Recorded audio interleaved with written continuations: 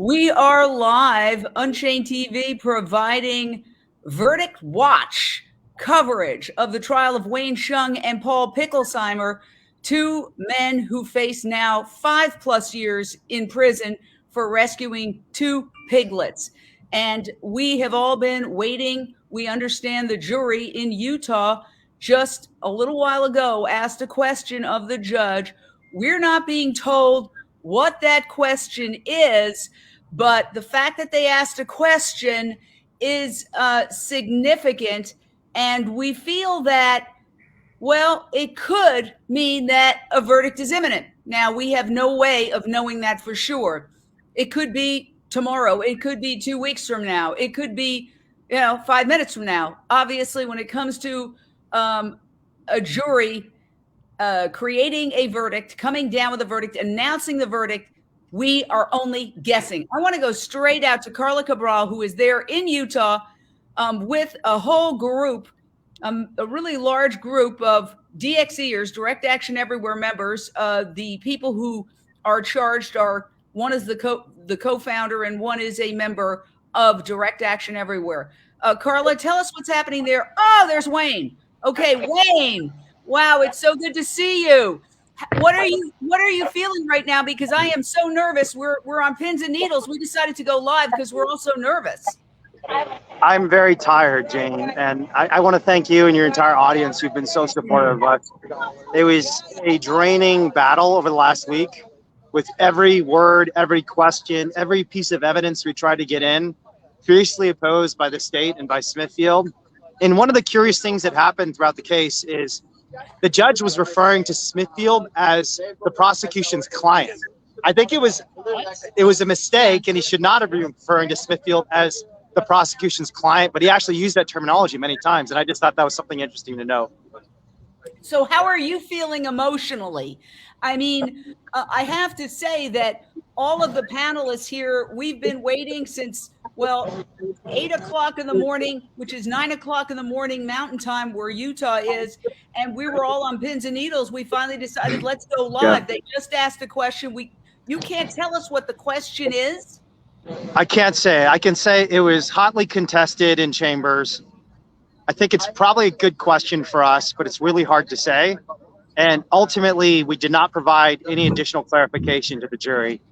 I think the reason I think it was good for us is because it shows this is a thoughtful jury that's looking at the instructions closely and does not want to send someone to prison unless they have a real understanding of what the law is. And I think what the law is actually good for us, because it just is the case that in Utah, that anything that is subject to a burglary or theft must have some value, for example. It must be something that is on someone else's property. It has to be something that's not abandoned. There are a lot of principles in Utah law that help us, and the jury is thinking very hard about these questions to try and help ensure the decision that's made is one that's in compliance with Utah law. Now, again, I want to ask you how you are feeling. I know that sometimes in journalism they say that's a dumb question, but to me, I think it's the most important question right now. You could go to prison for more than 5 years because you and Paul, you rescued these piglets, a couple of piglets who were underweight and sick, and I think you established very clearly in your testimony that they were sick. You could go to prison for 5+ years. How are you feeling about that right now?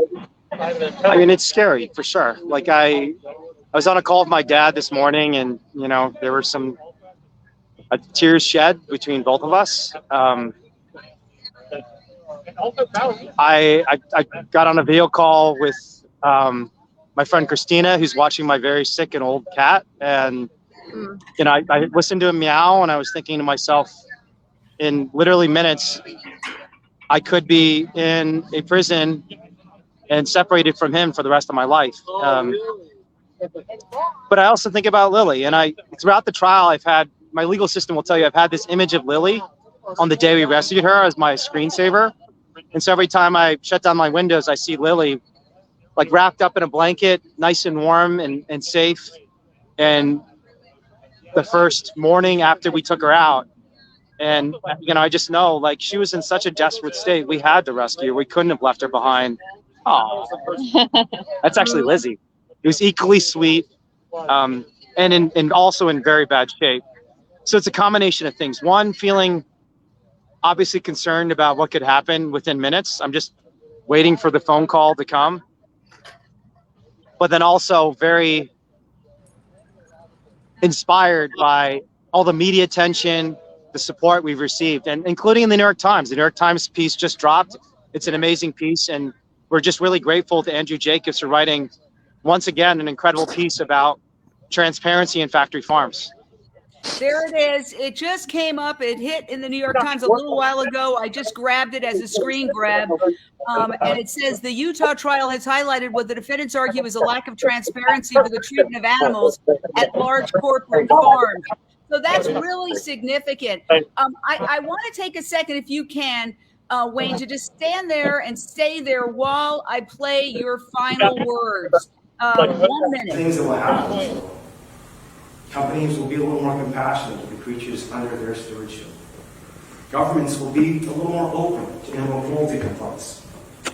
And maybe, just maybe, a baby pig like Lily won't have to starve to death on the floor of a factory farm. The animals of this earth have given us so much.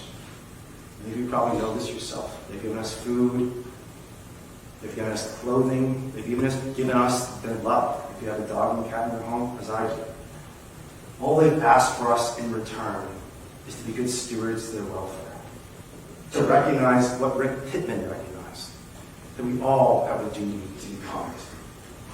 And your decision today, if you make a good one, will make the world a little bit of a kinder place, even for a baby pig in a factory farm. Thank you very much. Wow. Wayne, you had said that you thought maybe you were tired, you weren't sure you did the best job. I thought it was brilliant. I thought it was absolutely brilliant. What was going through you as you said that? This was after a long, grueling day. They didn't allow you to come back today after a rest when you would have been fresh. Where at literally, I don't know what it was, in the evening after a day of court and closing arguments and figuring out the jury questionnaire, the jury instructions, you had to do this. I mean, how did you do that? I mean, it's been very hard. I'll be honest. I mean, I consider myself a pretty resilient person, but this week has been incredibly draining. And I said last night, honestly, it's not even so much the physical or even the mental exertion. It's taken a toll on my soul. I'll say much more about this after the verdict comes out, but in chambers and behind the scenes, there's just been this bureaucratization of injustice. Like I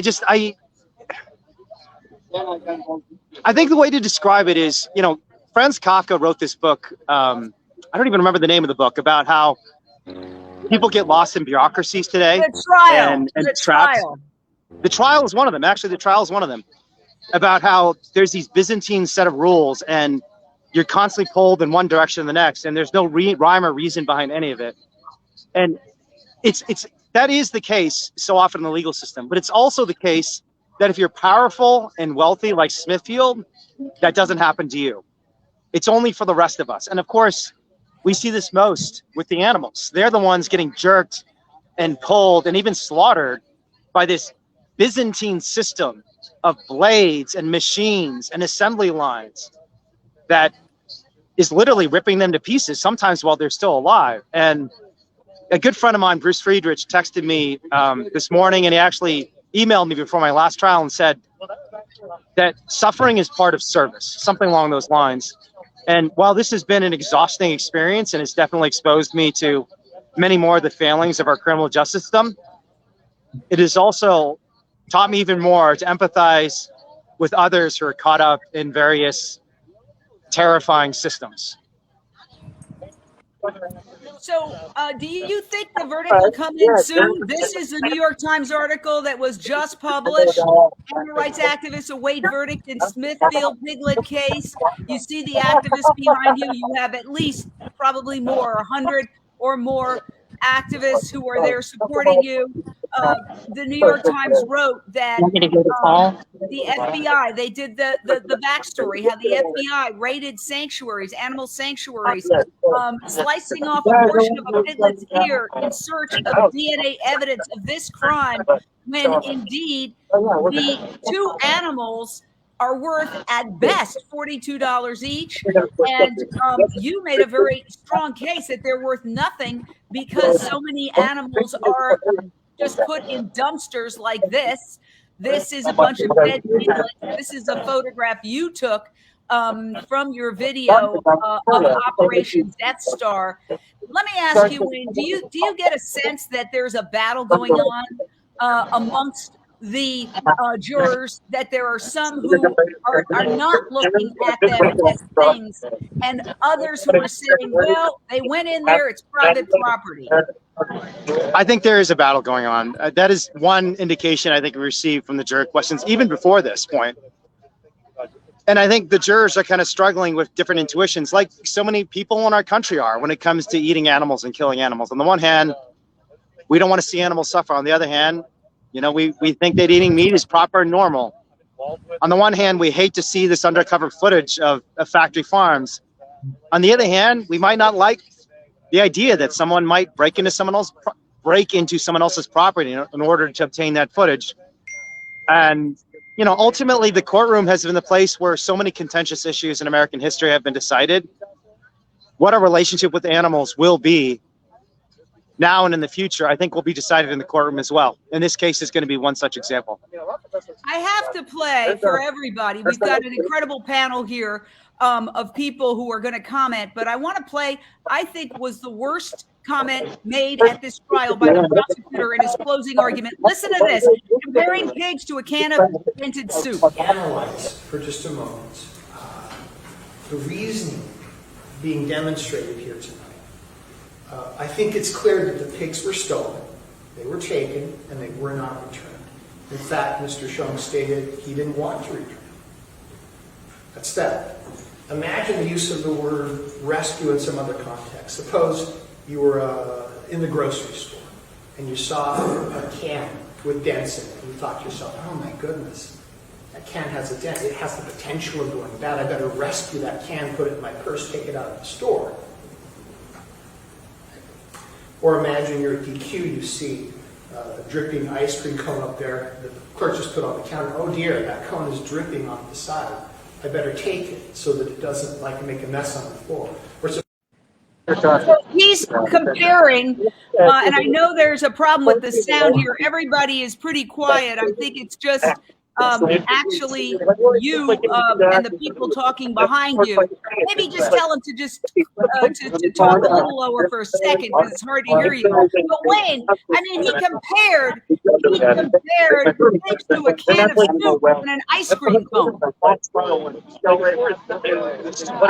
I hope that the jury is listening to those words and appreciating how absurd they are, because when you kick a can of soup, it doesn't cry. When you cut it open, it doesn't bleed.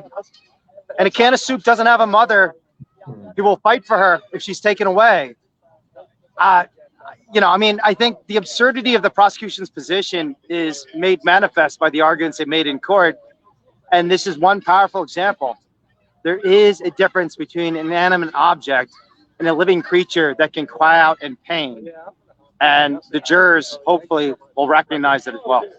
Were you able to make that case in your closing argument? Were you able to come back after he said that and rebut that? No, unfortunately, that was his rebuttal statement, and that's the last statement in court because the prosecution has the burden of proof. And honestly, I did such a bad job with my closing statement. I know a lot of people said, oh, you did okay, and I'm glad you played that clip. But I just feel like my energy level was so low at that point, and I was so drained. I was fighting hard to try and have it happen in the morning, but, you know, I did my best, and let's hope it was enough. Well, we all thought it was great. And in a way, you know, and there's the other defendant, Paul Picklesimer. Paul, thank you for coming in. And I think your attorney was even congratulated by the judge for doing a masterful job, Mary Corcoran, on several occasions. The judge was all over the map. The judge, are you going away, Wayne? Oh, well, can you take off your mask for 1 second, or are you? Maybe we can hear you with the mask. But I can take it off. oh, okay. I mean, I don't want to endanger anybody. I don't want to endanger anybody. So only if you feel comfortable with that. Yeah, no, you know what? I'll just hold it myself. That way I'm not breathing on Carla. Yeah, okay. But let me ask you this question. Do you feel the judge was sort of all over the map? Like he started out very hostile towards you, and then at one point he complimented your attorney and said she did a masterful job. And it was like sort of a back and forth. Do you think he was struggling with the idea of, is it going to be on my conscience if these guys go to prison for 11 years? I'm going to have to live with that too. Is that possibly why he threw out those 2 charges that basically cut the potential you could do in time in half? You know, I think he threw out the charges because I think he just used his legal mind for that objectively and knew that the evidence wasn't there. And to back up to that point, when my attorney tried to argue for a dismissal of my charges or a direct judgment from the judge after the state rested their case, I really, a direct judgment, for anybody who doesn't know, is extremely rare. Yet when I was listening to Mary, Miss Corporon, argue it, I thought we were going to get it for me. So the judge was right. She did an amazing job. But back to the point about the judge, I think he's literally moody, and maybe that's because he's been under the weather. But I've definitely seen his mood go up and down. He's been more against us sometimes. I've seen him scowling at Wayne for saying some things, or smiling at Wayne when he says other things. Somebody said they thought they saw a tear welling up in his eye at one point. So I think he's he's got a wrestling match going on in his head. I think he's trying to balance a few things. I think that I think it's kind of unfair, but I think he prejudiced us I think he views Smithfield as the victim in the case, and he's said as much many times without saying alleged in front. And I think he feels like he needs to see these people convicted because there's a victim. And I think that's how he came into the case. So then on top of that, I think he's got also this idea that, yeah, these people are making a pretty valid argument. I think he expected us to come in and not have much to back up anything that would help the facts of the case. But I think we've made an amazing case. I mean, if it were, of course, if I were a jury, I would absolutely acquit Wayne and I both. I think I'm pretty obvious acquittal. And I think maybe I'm 50-50 in terms of what this jury might think. But with Wayne, I just really buy into the value argument myself. I think intent is something that people can argue about a little bit, but you've got to meet all the qualifications. And I cannot accept an idea that these 2 piglets had any value whatsoever to anybody except for the inherent priceless value that they have to us in our community as our equals as earthlings. Well, I mean, they didn't even know they were missing until the article came out in the New York Times that played your video that the jury was never allowed to see. If you're just joining us, we're on Verdict Watch. The jury just asked a question. We don't know what that question is, and they're not allowed to tell us what that question is. But a lot of times when they go in with one question, it means that they've got one thing to decide, and that means they're closer. Now, that's a wild guess. They could be there for days for all we know. But we decided to go live because we were all of us are standing around, biting our nails, waiting. We were like, well, we should go live and see what's happening on the ground. And now we're talking to one of the defendants, Paul Picklesimer. I have to ask you, you seem like a very strong, tough guy, even though you have a heart of gold. But are you nervous? I mean, I'm nervous. I'm not 5 years in prison. Great question. I got to say, I'm not nervous. I'm excited. I really, I've always, long before any of this happened, I've had different opportunities to plead out of the case. My initial plea offers involved testifying against Wayne. Of course, I was never going to do that. But the longer I held out, the better the offers got. And to the point that they were, pleading no contest to this or that. And by the end of it, they were willing to let me plead no contest to a misdemeanor, and with a plea in abeyance. So as long as I just essentially, quote unquote, behaved for a year, it would just disappear. But by that point, I was feeling pretty good about the facts of the case. And I think the jury is wrestling a little bit with, honestly, the facts of the case really lie in certainly my favor. But I feel like they still want to maybe view me the way that the prosecutor's closing statement viewed me. Now, he painted me as a vital part of the team because I have the camera, and I'll own that. It's just that the law doesn't say because I was there as a camera person that I'm, guilty of the crime. It says quite the opposite very clearly. So I haven't been nervous. If I'm convicted and let off in handcuffs, I'll start to get nervous then. If I'm in prison, I'll be miserable in different ways. I love my freedom so much. I love being outside in the sunshine, being able to walk away from situations I want to walk away from. And in there, you can't do that. And it's a scary place. As an animal rights activist and somebody who's researched prisons very deeply over the last 3 years, and since 2017, really, when I realized I might be going, the similarities are very clear to me. There are two instances where earthlings are essentially caged up, treated as property, called property, abused to no end in so many instances, and the public is so aware of the issue. So yeah, I don't take it lightly whatsoever. I really don't want to go to jail, but I'm out here in the sunshine, surrounded by friends and lots of support online. So I'm happy. I'm having a great time, and it may come to an end tonight or whenever the verdict comes, but I'm going to enjoy it until then. Well, I want to say that we've got an incredible panel. I thank you, Paul, for staying right there for a second, because we've got a top New York City attorney, Nathan Semmel, on, along with Marina Bolotnikova, who's covering this for The Intercept. So I want to know, Nathan, do you have legal questions for Paul that might give us an understanding of, like, are we 5 minutes away from a verdict or 5 days away from a verdict? Well, obviously, the question that I have, which is what everybody has, is what was that jury? What was the note that came from the jury? But I know Paul can't speak to that, and that has to be respected. Nothing jumps out to me. Questions that I have other than that. Well, you know what? I'd like to. This is something that's been on my mind throughout, because unfortunately, there's been so little media allowed in the courtroom. But I'm really curious about what kind of vibe you were getting from the jury, throughout. What kind of, were you getting the head nods while Mary was, summing up, when Wayne was summing up? What about when the prosecutor was closing? Good question. Paul? Yeah, great question. I'll say this, a couple things about the jury. One, I feel good about the jury going in, and I got to take my hat off to mostly Wayne, but also Mary, for getting us to the point where we were able to have our 5 strikes each, and the state was only allowed to have the 5 strikes that they should by law be allowed. The judge tried to give them 10 to match us. So that was a big win that's paying dividends throughout the case. And I feel that we had an excellent team who, even on very short notice, we're talking about a matter of hours, 5 people were permitted to see from each side, permitted to see the names of the jurors, and we were permitted, which I would think should be obvious, to search their public-facing social media, that kind of stuff. And from that, we were able to infer a lot, combined with their questionnaire.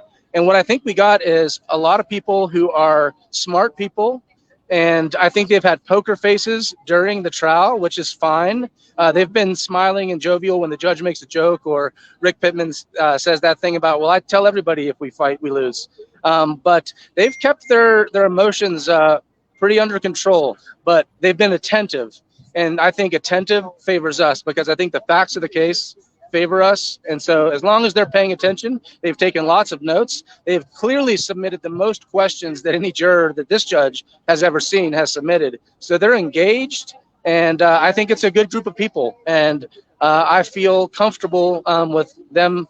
I wish it wasn't this way, but all things considered, I feel comfortable with them making a decision about my guilt or innocence. And Marina Bolotnikova of The Intercept, which is covering this trial. And pretty much I'm saying that The Intercept, myself, and the New York Times right now are the only ones who seem to be covering inside this trial. Marina, what are your questions for Paul Picklesimer, one of the defendants? Hi, thank you for convening this, Jane. The Salt Lake Tribune also covered it today, by the way, and that's a major newspaper in Salt Lake City, and it's gotten some good coverage on local TV stations. But I've had some questions about some of the like legal issues that I'm still wondering about. So the jury is not allowed to know that whether or not the charges are felonies or misdemeanors, right? Or how much prison time they are not allowed to know. I'm not a lawyer, but I thought they would be instructed in the beginning of the trial, at least, that we're facing 2 felony counts of burglary, 1 misdemeanor count of theft, and as well as the classes. but the judge has strictly ruled that they are not to know that. Of course, he argued that they should not factor that into their decision, but I at least wish they knew. Well, yes. yeah. Sorry. No, go ahead. Second question. It's hard for me to imagine them not, I don't know, going home and at least like looking up what's a, I don't know if it's second or third degree burglary, but and also they do know that one of your burglary charges was completely dismissed, right? This yesterday. They do know that was announced before jury instruction. So as long as they were paying attention at that point in time, they know that. It wasn't in the jury instruction, but it was read aloud, I think.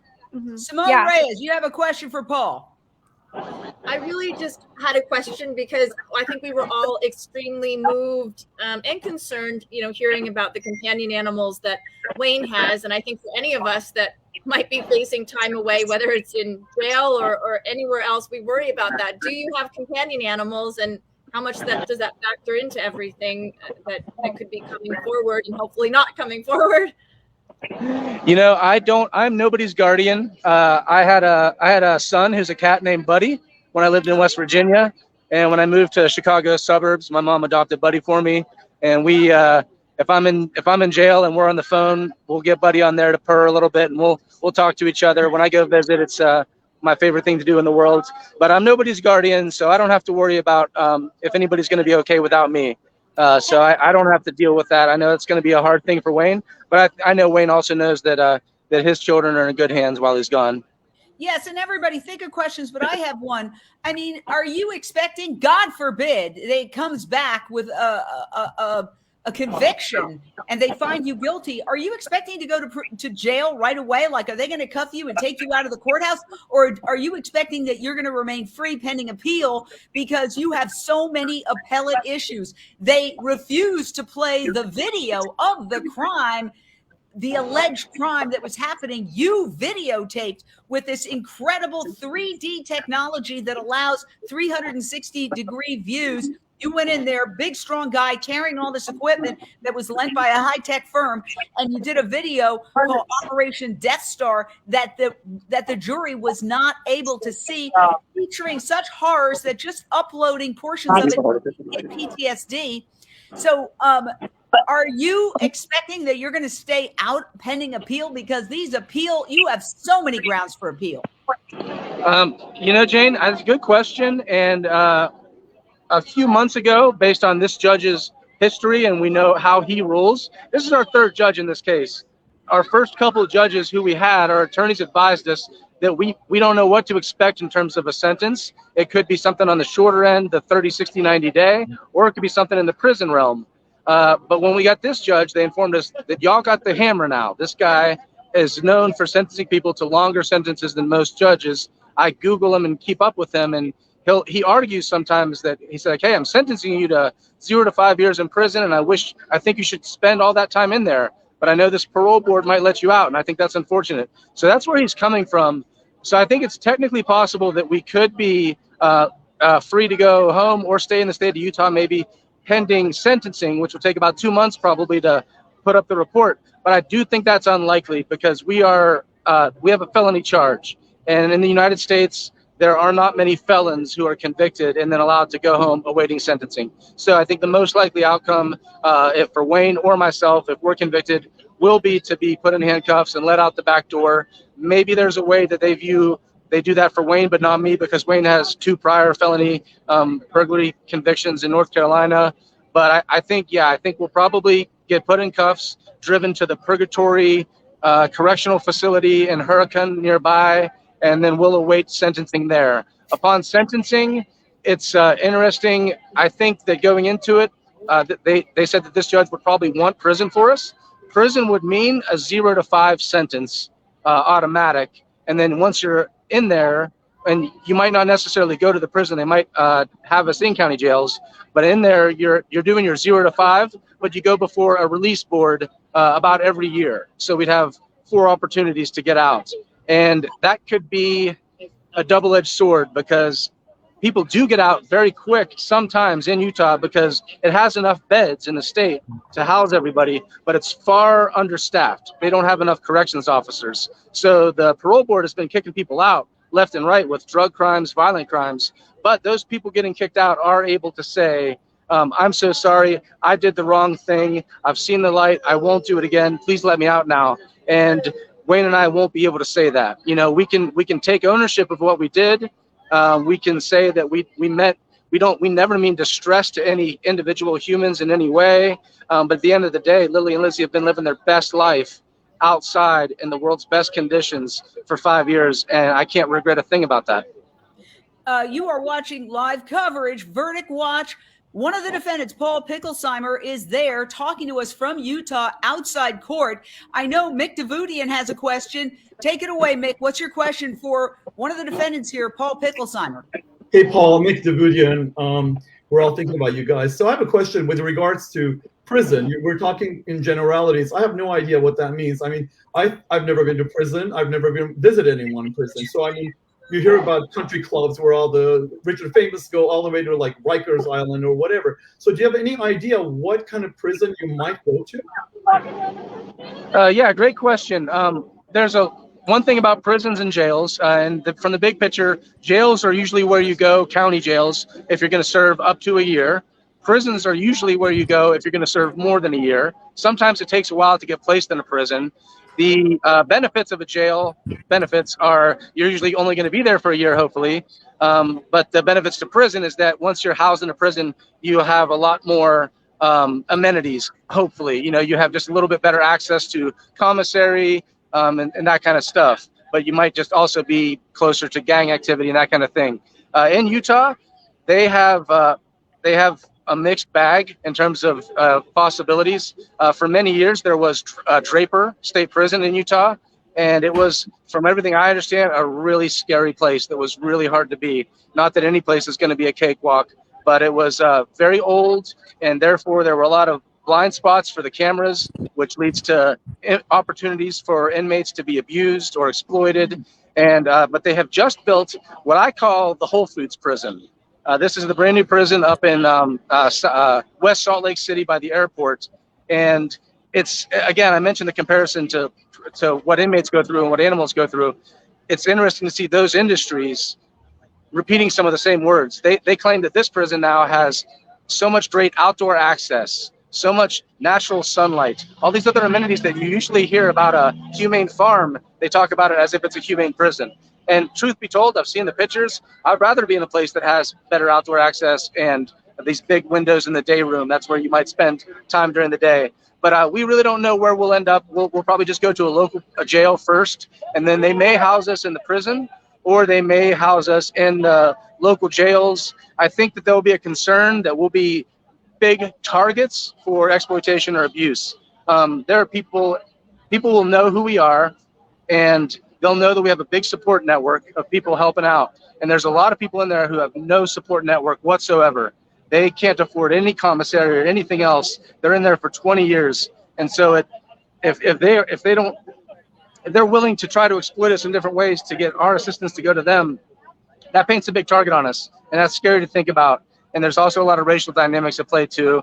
Every prison in every state is very different. But Utah is a state with a high population of white people, including some of the more notorious white supremacist gangs. And there's a good chance that I'll be pressured to try to fall in line with them upon entry. And to resist that, it becomes a very dangerous thing. So it's, again, I think I'm proud to do this. I'm happy to do this. I'm excited. But please I'm not a sucker. Don't take for a minute that I don't take this very seriously, and I really don't want to be in there. But I am willing to take that risk. And with anything in life, whatever comes, I'm going to try to make the most of it. And I'm going to try to come back out better and stronger and with a better understanding of another system of oppression. And because I think that the fight really includes them all. All right. You are watching live coverage. We are on Verdict Watch. You're talking to one of the defendants, Paul Picklesimer, who could go to prison for 5.5 years. Marina, you have a question for Paul. Go ahead. Hi. Yes. I am curious, Paul, or did Paul just leave? Ask the question, and she I'm can curious translate for you. what your thinking was around possibly taking a mistrial yesterday, and why did you, ultimately decide not to? If you can, however much you're able to talk about it. There's a couple reasons we declined the mistrial opportunity. I mean, it was frankly offensive. I'll say that right off the bat, because I don't think it's fair that we were only allowed 1 week for this trial. We have so much evidence and so many witnesses that are very pertinent to the facts of the case.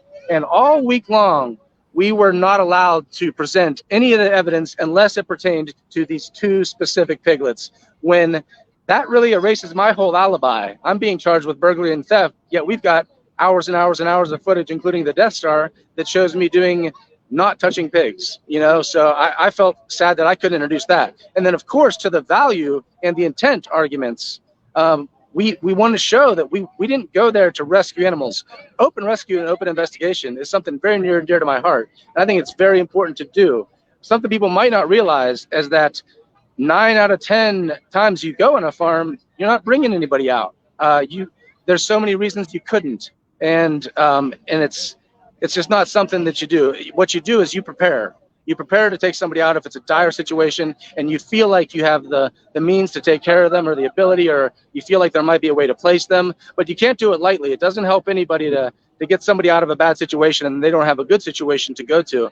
So that our intent was to investigate and just talk about the gestation crates that were there, and they took all of that away from us.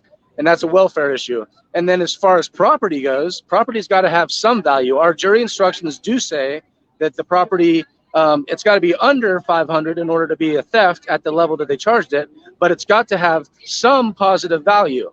And we argue that these piglets had negative value or zero value to Smithfield Foods, and we feel good about that. But we can't make that case clear to the jury if we can't show the image of hundreds of dead baby piglets and one mom in the dumpster right outside where Lily and Lizzie were.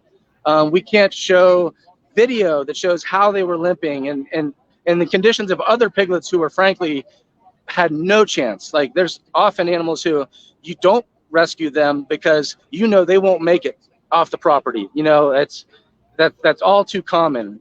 And so we were gagged from talking about anything other than these 2 piglets until at the very end, the state's own witnesses started to brag about Smithfield's animal welfare. And that was a big mistake on their part that didn't end up hurting them, because when they did that, that opened up the door to us presenting all of our animal cruelty elements, all of our evidence that relates to welfare and value and intent.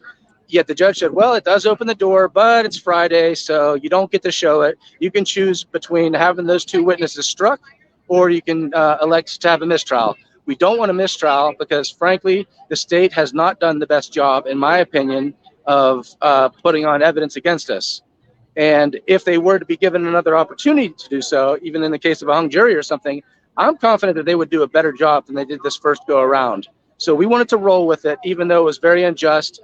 And the icing on the cake that was really weird is that the court person who was recording the proceedings from St. George News, he asked the judge, he said, hey, those last 2 witnesses, their testimony was stricken from the record, right? And the judge says, yes. And he said, do you want me to remove them from the memory cards? And the judge said, yes. Now, hold on. To me, this is an issue that hasn't been talked about much yet. And I don't think I'm confused on what I heard. But to me, it sounded like the judge told this journalist, a member of the journalism community who should have First Amendment right to freedom of press, to delete footage because it was stricken from the jury. Now, okay, strike it from the jury. The jury can be told to forget about it, but it's still part of the whole case. And to not allow the media, the people watching, to see that footage, because some of that footage I would love to see. That footage included their veterinarian arguing that it's essentially a negative value for Lily and Lizzie if they're valued at $42 a piece and each one needs $60 or whatever dollars worth of care. And there was other things that they said that we would love to really honestly use in our closing statement. But yeah, I don't want to get too sidetracked, but yeah, that was really surprising to me. Yeah, I heard about that. Yeah, go ahead, Marina. I heard about that, and the judge has a lot of discretion over what he will allow to be recorded, but after there's a recording that exists that he has permitted, he's not allowed. I don't think he's not allowed to tell a journalist to delete it. I mean, really, I don't know why that reporter would have even asked. The camera was there to serve as the public, and everybody in the gallery has that in their eyes and their ears. And so everybody who is considered the public watching at home should be able to hear that too. And if I'm not confused and that's what happened and that journalist no longer has that footage, I think there's been a First Amendment violation. I just don't know if the camera person will care enough to raise the issue, because if you remember, Ms. Bolotnikova herself had permission to record the WebEx, and it was taken away so the judge could implement his own handpicked journalist to record the case. And I don't want to talk too bad about this journalist at all. He's been a nice person, and I appreciate the coverage. But I feel like access journalism is something I bet a lot of y'all are familiar with. And it felt to me like the journalist was willing to comply with deleting the footage, because if he didn't, he might risk not having access in the future. Yeah, and let me just say this. It would still be, I think, available on WebEx. The WebEx feed would probably still have that. Are you preparing? Well, first of all, Maryam, you have a question. I don't want to leave you out. And Karen may have a question. Maryam, what's your question for Paul Picklesimer, one of the defendants, waiting right now? We are on verdict watch to find out if he's going to go to prison for 5 years. He could end up in handcuffs at the end of the day, or he could walk free. We certainly hope he walks free. Maryam? Hi, Paul. It's so good to see you. I've been following. So my question is, do you think that because of the extreme censorship throughout the trial, that other groups, other animal rights groups, advocacy groups, to pressure to see the conditions of the animals inside Smithfield Foods, or to investigate also, or initiate an investigation of their own? Great question. I think the outcome of the trial might play a factor in that. And oh, hi, Maryam. Okay, sorry. And what I actually hope, though, I hope it has an inspiring effect. I know our people here, we sort of view this as almost, the test run. If you believe in the value of open rescue and risking freedom in order to get these issues into the court and therefore hopefully into more media and to argue and maybe set some precedent, maybe have an appellate court rule on something that can really help others in the future. We believe that's a very valuable tool to try to use, but we don't have a ton of evidence because so few people do it. So this will be an opportunity for us to find out what kind of impact this can have. What mistakes did we make? What could we do better?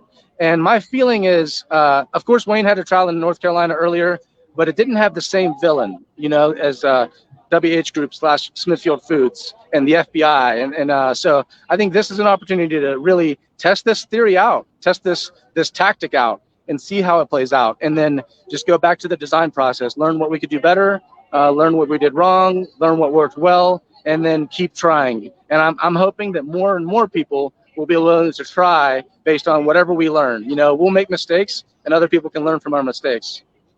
Well, I want to ask you, there are so many questions that occur to me about what you are going through right now. Are you already working on appeals? In other words, like before your opening statements, I assume you were working throughout the trial on your closing statements. Are you already working on appeals? Because it seems like you have many grounds for appeals. The fact that they had this as an anonymous jury, which is normally just reserved for organized crime cases or terrorism cases. The fact that they didn't at one point give you the last names of any of the jurors, hindering your ability to do research on these jurors, to go on their social media and find out if they're bacon lovers, for example. The fact that they didn't allow you to play video of the crime, the alleged crime of you guys going in there in progress. The list goes on. You can give me other examples that you know of that I probably don't know of. Are you prepping that appeals just in the possibility that in any minute now they could come back and say you're guilty of something? Yeah, I'll say this. I don't think anyone is prepping documents at this point for appeals, but all throughout the case, our attorneys are definitely appeal-minded. They say things like a judge will rule a certain way. They know the judge is not going to overturn his ruling, but like you'll hear them say, they want to preserve it on record, their objection to it, so that when the appeals board hopefully looks at it, they'll say, like, yes, the attorney did object to it. Mr. Hsiung joined in that objection. So you're both, open to being included in this potential appeal. So there's a list a mile long. I would say, we mentioned before, this had the most questions from a jury of any trial this judge has ever seen.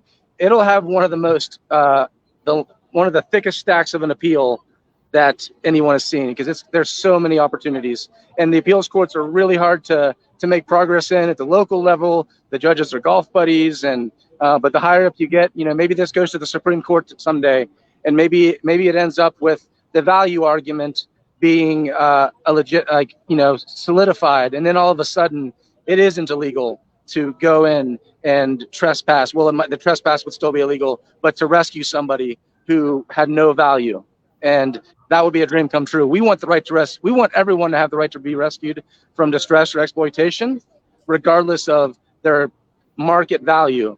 But we'll take what we can get. I think all of y'all know that with animal rights and social change in general, you're scratching and clawing year after year to get the smallest progress sometimes. So it's all about the longer fight. And so we'll take what we can get. Karen LaCava, a vegan realtor, vegan caterer, your question for Paul Picklesimer. Hi, Paul. Good to see you. I have a question of your thoughts about Andrew's testimony, how he accidentally allowed the jury and the prosecutors to know that you guys were there the night before, and how that affects the premeditation part. Yeah, great question. I don't think it really affects the elements or the facts in any way. I do think it helps. I think it makes the jury think a certain thing, whether that thing's true or not. I mean, certainly, like Wayne said, Andrew literally misspoke. Nobody saw Lily and Lizzie on a previous night. In a barn like this, if you see Lily and Lizzie, you're not going to find them again. They wouldn't be there the next day, probably because they'd be gassed. But yeah, Andrew's testimony was a good example of how brave you've got to be to take the stand, and what's at stake, because the smallest little couple words can open up a door to a line of questioning that can, maybe damage the case. And we took advantage of such situations when the prosecution's witnesses would open the door to some things. The jurors helped us out a lot. My favorite part of the trial, still to this day, I think, is when a juror asked the worker at Smithfield, or I think maybe the executive or the larger boss, well, how many security guards are on site on the whole location? And he said 2. And then Wayne was able to go up and question him and start asking about this, well, how long is the farm from one end to another? Oh, 20 plus miles. How long does it take to drive from one end to another? Oh, over 30 minutes. So as the prosecutor set out in the beginning, this idea of this sweet little red barn with white picket fence in the Milford Valley, that question from a juror helped us illuminate the fact that we're talking about a factory farm that is 3 times the size of the city of San Francisco in length. So that was great. I thought Andrew did actually an amazing job all the way until the one part that got picked apart a little bit. But I don't think it changes the facts of the case at all. I think it just allowed them to sort of paint us as these repeat offenders. But I think people got the idea that this is what we do anyway. Let me ask you this question. One of the most shocking things to me, and I thought I was unable to be shocked by anything the animal agriculture industry does, is that they have 2 veterinarians for something like 1 million pigs. Did I get that right? And did the jury hear that? And if they heard that, I would think they'd be thinking, oh my God, 2 vets for 1 million pigs? Yeah, absolutely. And this goes back to the issue of what questions they'll allow us to ask and what they won't, because the person who said that, the Smithfield employee, went on to say, well, those vets train the employees on how to do procedures. Okay, so he sort of mitigated that, saying like, well, of course, these 2 vets aren't responsible for seeing everybody. Not that the idea that they train employees, because what I would like to ask is, well, tell us, are some of the things that these vets train the employees to do are to slice off the male baby pig's testicles with no anesthesia at 2 days old? Is some of the things these vets train the employees to do to cut off everyone's tail, because as piglets grow, they will bite each other's tails off? Is it also a thing that they're trained to do, is how to remove the front teeth to keep them from biting each other because they're in torment and they naturally fight. So these are all questions that the judge, before that door was opened, would never have allowed us to ask. But yeah, when you talk about vets training and training employees with how to manage quote unquote pigs, it is not how to spend money on antibiotics or x-rays whatsoever. It is how to prep them to get to a certain weight by a certain time so they can make profit from them. So Nathan, I know you had another legal question. Nathan is our lawyer here joining us from New York City. Your question. Well, first of all, I just want to say that, you know, your counsel and Wayne's counsel, and I'm sure you weighed in on you know, at every moment. You all did just a magnificent job in defending this case. I mean, you've already kept the jury out on what I think they probably thought, what the judge probably thought was a slam dunk case, and you've kept them out last night and most of today already. And you know, I think you got a real good chance here. I really do, and my fingers are crossed for you. I do have one question regarding a strategy question. Was there any discussion regarding asking the judge to include the lesser included charge of trespass and having the jury consider that as well? Thanks. That's a great question. And from my part, no. That's something people thought of, but because the thing is, I could have had a trespass plea deal if I wanted it. You know, I don't want that. Like, if what I want to do is find out what this jury has to say. And yeah, so I think it's actually great that a lot of our co-defendants pled out early on, because it shows people that it's great and okay to go ahead and investigate farms. And if you're facing legal repercussions, short of turning state's evidence and, you know, confessing about your co-defendants, do what you got to do. Like, take care of yourself. This is your life. Don't throw it away because you're feeling macho or something. But I know Wayne was always going to be in it to the end, so he'd have no interest of just getting a trespass out of it. So the idea that the trespass could, you know, the jury might convict on the trespass, and then that would give them like a mental ability to, you know, acquit on the more serious charges. Wayne doesn't want that. He doesn't want that at all, and I don't want that either. There were times earlier in the trial where maybe if they had, or like months before the trial, when I thought things weren't going to go as the way they have, where I might have been sympathetic to an idea of a trespass with a diversion instead of even going into it, or plea in abeyance. That kind of thing, but they weren't offering that deal at that time, and I took that deal off the table by the time we got. Honestly, once we got to jury, I felt I had a little more house money to work with, because I felt good about our jury. I felt like they were a smart group of folks, and so I don't want the trespass. I want to be acquitted fully, and I think Wayne feels the same.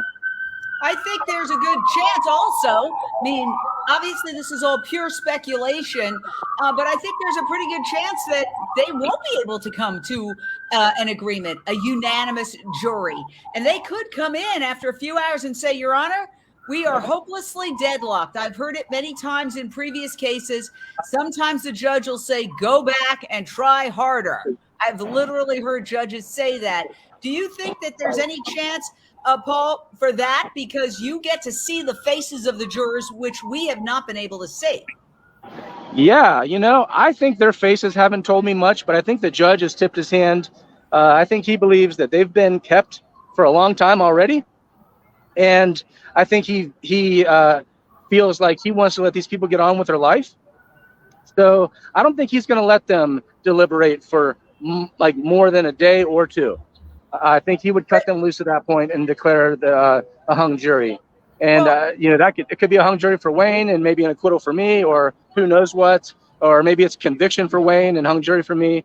But yeah, I don't have a good sense from those jurors. What I do like is that I feel like they're a group of people that can talk to each other and work through things and argue constructively.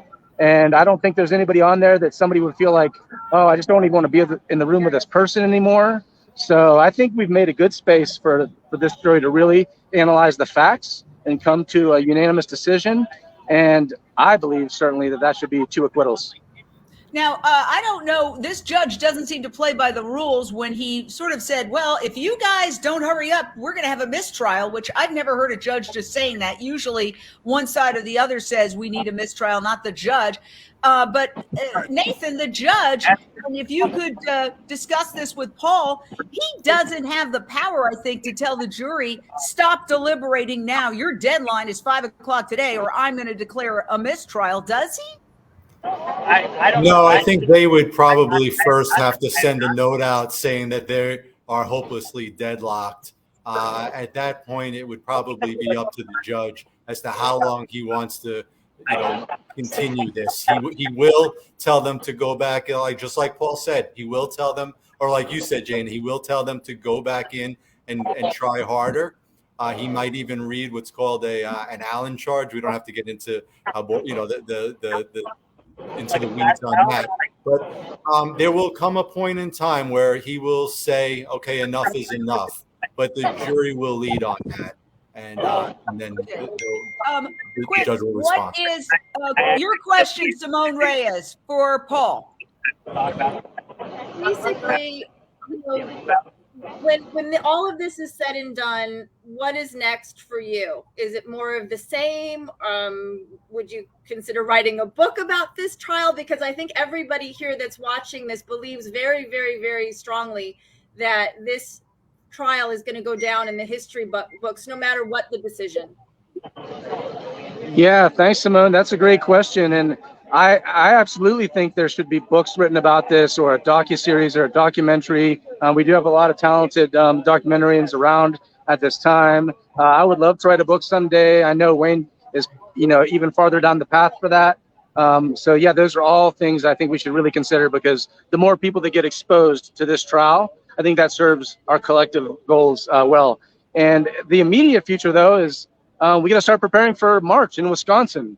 And that's going to depend on if we're inside or outside. Maybe Wayne's inside and I'm outside, but we're both also facing multiple felony charges in Wisconsin and Dane County for the open rescue of 3 beagles from a breeding facility / laboratory. And I'm excited for that next step. So we'll take whatever we learned here and apply it to that next trial. Well, I have to ask a question. How do you do it? I think I'm more nervous than you are right now. We went live because we were all waiting and calling each other back and forth. I said, we're all going crazy. Let's just go live and be crazy on camera because we're so nervous, but you don't seem nervous. And now you face more charges in another state. I mean, emotionally, what's your secret sauce? Maybe it's the way I'm wired, but honestly, I got something from my dad when I was a kid, and he told me, he said, Paul, I'll share this with you, how I feel about life, and it might not be the same for you, but I feel like whatever I'm going through, no matter how hard it is or how bad it is, I just generally have this internal belief that things are going to be okay, one way or the other. And that resonated with me, and I've kind of adopted that over the years. But the only reason I can really exercise that now under these circumstances is completely thanks to you all, to Jane, your audience, your platform, these panelists, all these people that are here in support. I could not and would not do any of this alone. Wayne and I facing the judge or jury without this team and all these people. We got a New York Times article today. Matt Johnson did that. All these people in town that come from St. George, and they come up and they want to find out what's going on about the trial. They walk away feeling in support of us, thanks to Rocky Chow. Like, we have people that are good at so many different things. And if I didn't have a support system like I do, and it helps to have the love and support of my mother as well. I told her, hey, Mom, I could get out of this with a misdemeanor, but I want to stay in it. And she says, Paul, I love you. I believe in you. Do what you want to do. And I support you 100%. She was, I'm one of those people, I don't focus too much on the people that are vegan or not. Frankly, my attorney, Mary Corporon, is not a vegan, but she's doing great work for animals right now, in my opinion. But I do care that my mom went vegan. I'll just tell you really quickly how she did that. And I got my first charges in Utah, and it was relating to turkeys out here in Utah, and it was felony charges. And she told me, she said, well, I'm not going to have you sitting in a cage while I have a turkey on a table who you took out of a cage. And that's why I think, honestly, it's not about risking charges. but with your friends, your family, understand they're coming from where they're coming from. We don't need to really judge them too much, but we should let our inner self show and be proud of who we are and be proud of our beliefs, and not try to hide that too much. That's like, not to say just shame people or cut them off because they act a different way, because none of us are perfect, but feel comfortable saying how you really feel about animals, whether it's to somebody on the street or in front of a judge. Wow, that's so beautiful, and that your mother's proud of you. Karen LaCava, I know that you have to go. Do you have a final question before you hop off? I just think you guys have done an amazing job, and I'm wishing that the jury does the best and find well not guilty. Luck to you, and I'll be watching. Thank you. Thank you, Karen. Okay, thank you for joining us. Yes, Karen LaCava, who is an amazing vegan realtor, as well as a vegan chef and a caterer, and who helps in many ways, an activist. Mick, you've been quiet. What are your questions for Paul Picklesimer while we wait on pins and needles for the verdict? The courthouse is right behind him. A verdict could come in any second, or it could be hours. The jury has gone and asked one question. We're not allowed to know what that question is. And we're just on verdict watch. Mick. So I want to ask two quick questions. They both relate to the very end of the trial. So first one would be like when something happened with a juror, and there's a lot of miscommunication. We have no idea what transpired. But did the judge disqualify a juror or put him on an alternate? So that's the number one question, if you understand what happened. And then the other thing is, when the slew of questions came in from the jury at the very end, we were getting information that a lot of them had to do with animal welfare related questions. I think that was coming from inside the court. Did you guys actually hear the questions? And also, did you hear the judge explain to the jury why their questions would not be addressed? Wow. Yeah, great questions. So all the jurors, once we had the jury seated, they all behaved exceptionally, and none of them ever risked anything. But maybe you're thinking of somebody who was in our potential juror pool, who we fought for the previous day, and that we really wanted this person in the jury pool. The prosecution really didn't want him in the jury pool, but the judge ruled in our favor. Wayne did. And also with the help of Mary, what's known as juror rehabilitation. That's where coming in, a juror seems prejudiced for one side or another, and the side that wants them does the work to try to help them really clarify their position to the point that the judge sees, okay, they're willing to make a fair decision. So it was, to use the judge's words, a masterful job at that. The next morning when we came in, the judge informed us, hey, everybody, juror number, I forget the number they were. He said, I slept on it. And I think that what they said in their questionnaire was just too problematic. And then this is the troubling part. He said, and I just don't have it in me to have the prosecution burn one of their 5 precious strikes. And the first part, I can accept his argument, even though he ruled on it the previous day. I would like him to stick with that.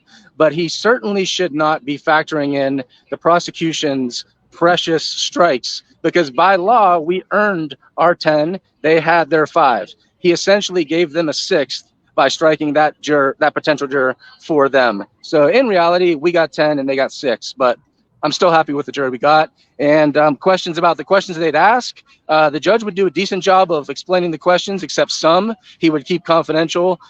Counsel would share that with us, my attorney, Mary Corporon, and they were. I won't go into what they were right now, and but in general, there was a wide range, and I could understand. Well, maybe they really directly violated the welfare question, but it was clear to me that there are some people in there who sound like they were really on our side and really connecting with our arguments, and there were certainly some people who might have been looking for ways to push back a little bit, and that doesn't surprise me now, seeing that the jury's been in there for so many hours. I would think if I was a juror, the first thing I'd want is, where's that videotape that everybody keeps talking about that we're not allowed to see? Operation Death Star. Even the prosecution referred to it. Well, that video isn't from Operation Death Star, is it? So did you ever get a sense whether these jurors were allowed to even ask about, why can't we see this? And when can we see this? Because that would certainly telegraph that they know they're not getting the whole story and they're annoyed by it. Yeah, I'm sure they were all wishing they could just see it. I'm sure they wish they could, just even research this case on their own. but I get it. The system doesn't work that way. And yeah, I think frankly, our side both did a pretty good job of answering that question before they had to ask it in a way, because they would talk about screenshots or clips. We would object to the screenshots and say the jury should be able to see the footage in its entirety. A clip or a screenshot or one photo doesn't tell the whole story. The jury's entitled to see the whole thing. So I think the jury's understood, okay, we are being deprived of the actual facts in the case. I can tell you this, if I was a juror and I'm judging a felony or a burglary and someone's freedom is in the balance, and you're telling me I can't watch a video of what happened, I'm upset, frankly. And I think that probably did upset some jurors. Obviously, going into it, the prosecution argued their words that it would horrify the jury, but still me, I would say, you know what, just take the chance.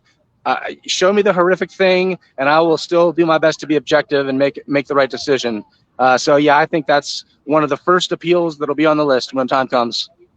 Wow. Okay, we've got Paul Picklesimer here on Verdict Watch. He is outside the courthouse in Utah, where he could learn his fate any minute now. The jury has been deliberating since 9 o'clock this morning, Mountain Time, so 8 a.m. Pacific Time. We're talking 9, 10, 11, 12, 1, 2, I mean, almost 8 hours. Is that right? 9, 10, 11, 12, 1, 2, 3, 7 hours. That's how I do my math, people. Sorry. But that's a long time. I think some of us thought, Marina Bolotnikova from the Intercept, you've been covering this from the beginning, that, you know, maybe it would be 10 o'clock, certainly before lunch. I think a lot of people suspected, but this to me says epic battle, you know, that like that movie, 12 Angry Men. Yeah. I didn't really, I didn't know what to expect. It can be so unpredictable. When Wayne, sorry, I'm getting a lot of reflection. Wayne was convicted of 2 felonies last December in North Carolina. I think the jury took like maybe an hour. And I was so that was my only reference. And I think this case has gotten a lot more publicity. It has, as Paul said, a more obvious villain. And it clearly seems like the jury sympathizes more with the defendants. I wonder whether they're arguing about whether to, whether they're arguing about whether or not to convict Paul of anything, or if they're arguing about whether to acquit both of you. Yeah, and just let's lay it out. There are you got 2 charges, one against each of you dropped, which yesterday cut the amount of time you could serve in half from approximately 11 years to just over 5 years, maybe 6 years. There's 2 charges that remain. Spell out the 2 charges. One's a felony, one's a misdemeanor. Tell us, Paul, what exactly are you facing? Yeah, let me just pull out my phone really quick and I'll just read through the elements. So this is what the jury is tasked with deciding. Sorry, 1 second. No worries. So how are we going to we very much appreciate you taking the time to talk to us. And I hope we're just taking your mind off things for a minute so that you're distracted. Like I said, you're very brave. We're all more nervous than you are, it seems. Go ahead. Thanks again.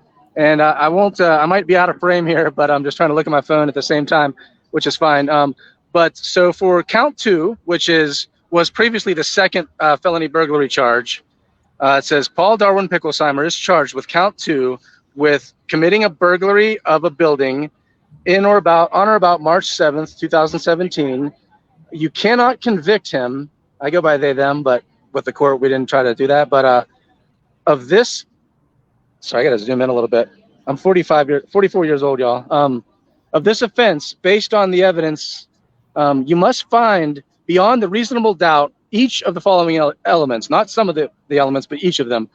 1, that Paul Darwin Picklesimer, yes, that's me, in Beaver County, state of Utah, yes, I was in this Beaver County, state of Utah, entered or remained unlawfully. Well, you could argue that I trespassed. I think that would be not the most unreasonable thing to argue whatsoever. So far it's looking like a conviction.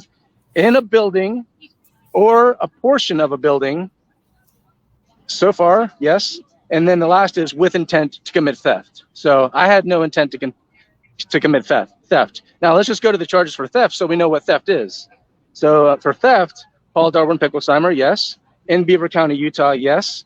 Obtained or entered unauthorized control, obtained or exercised unauthorized control. This would mean picking up a piglet, which I did not do, over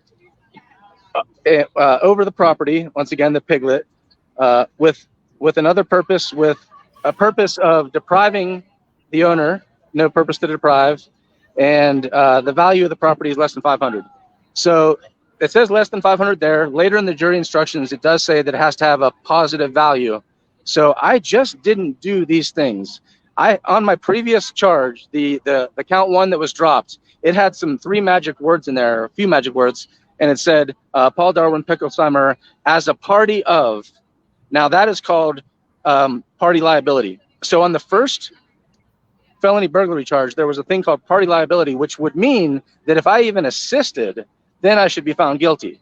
Now, I didn't actually assist in the quote-unquote crime whatsoever. I only filmed. I'm not assisting in the crime. The crime could have happened, the quote-unquote crime could have happened totally fine without me.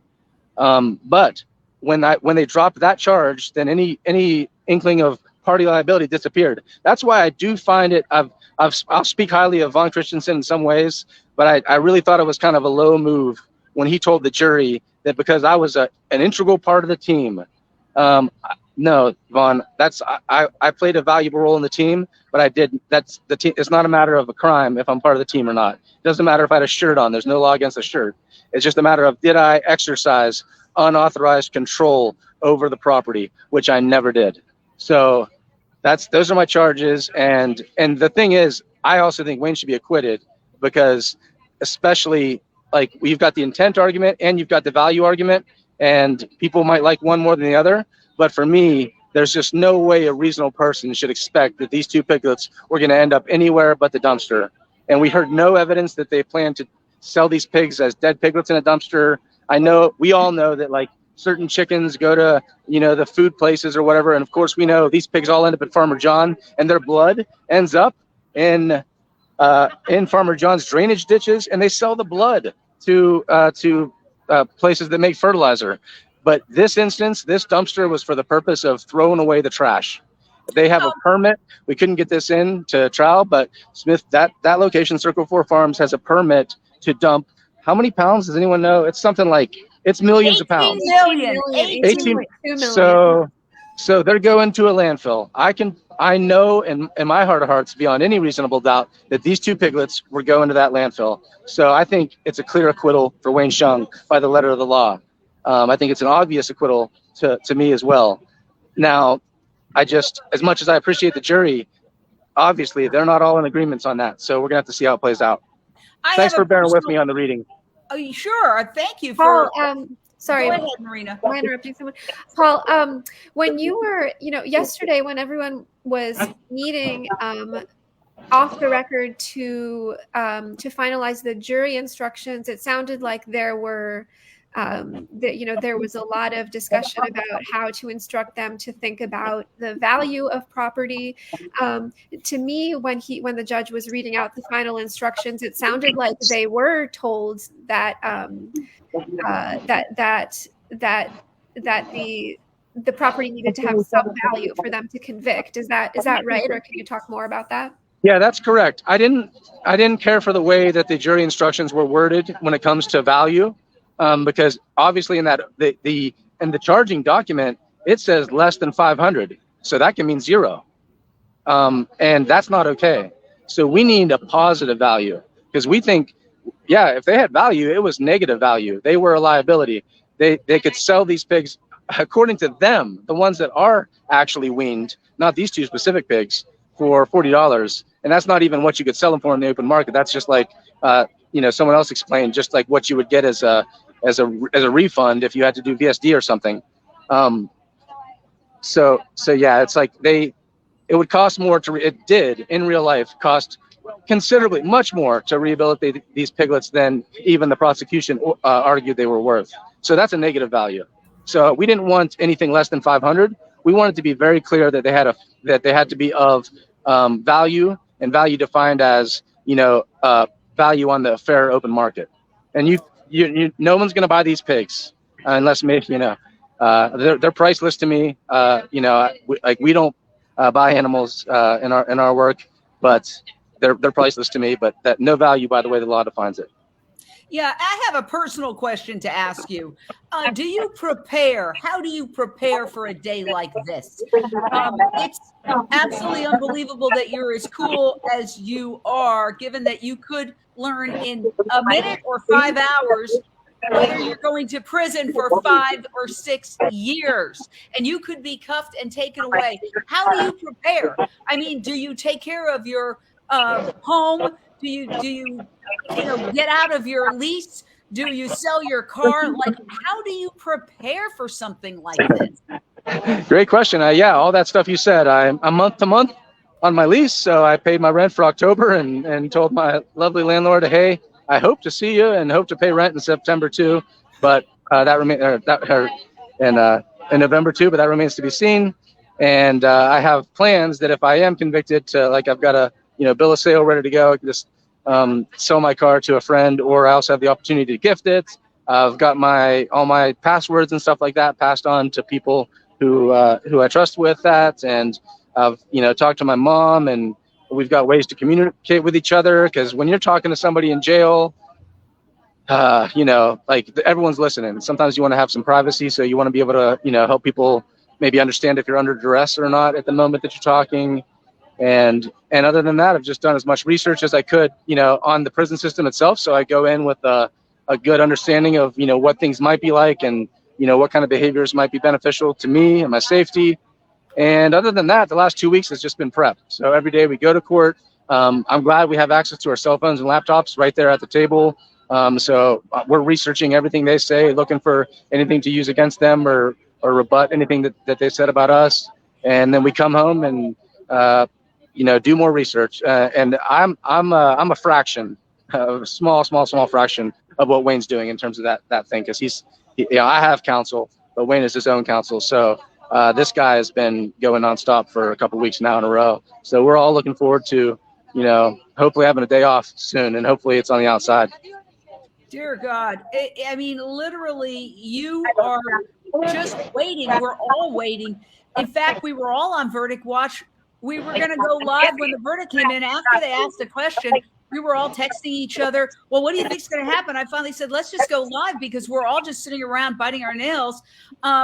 Nathan, is there any way to predict what's happening in the jury room? I mean, I think it has to be, this is my personal opinion, an epic battle right now. Look, you have two sides presented. You have one side saying these pigs are equivalent to a can of soup, and if you can't steal a can of soup, you shouldn't be able to steal these. I think that was an abominable argument that would have made me sick to my stomach if I was a juror. But then there are other people who are like, well, if you break the law, you do the crime, do the time. We've even had some of those people here commenting words to that effect. I mean, this is almost like generational, almost like a philosophical outlook. Are these animals just property? That's why this is a historic trial.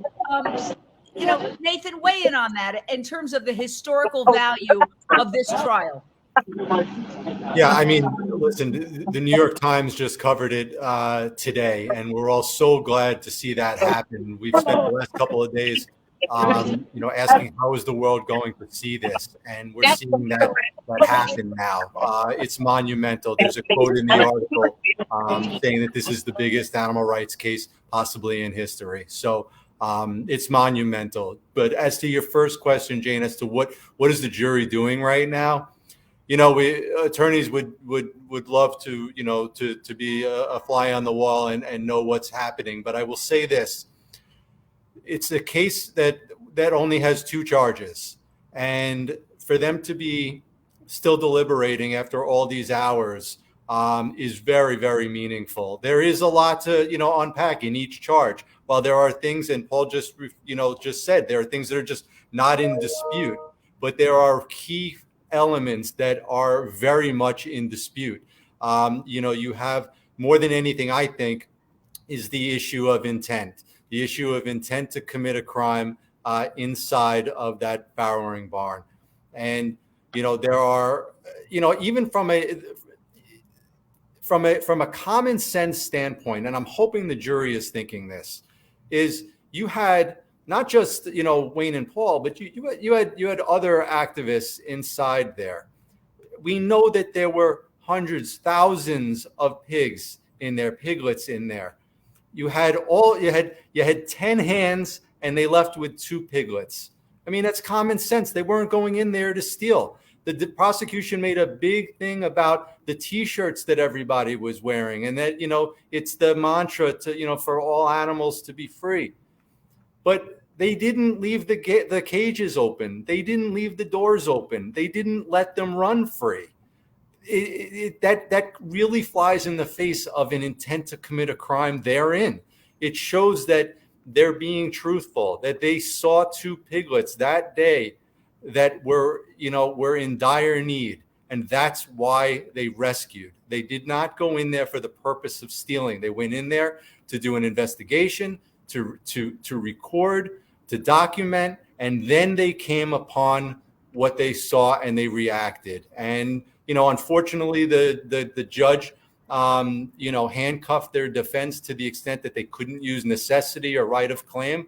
But there's still reasonable doubt, I think, easily, as to what their intent was in going in. And I think I'm hoping that that's what the jury is talking about. There's two people charged, so they have to consider it in terms of Paul. They have to consider it in terms of Wayne. There is real issue as to the valuation. I thought Dr. Rosenberg was a fantastic witness for the defense.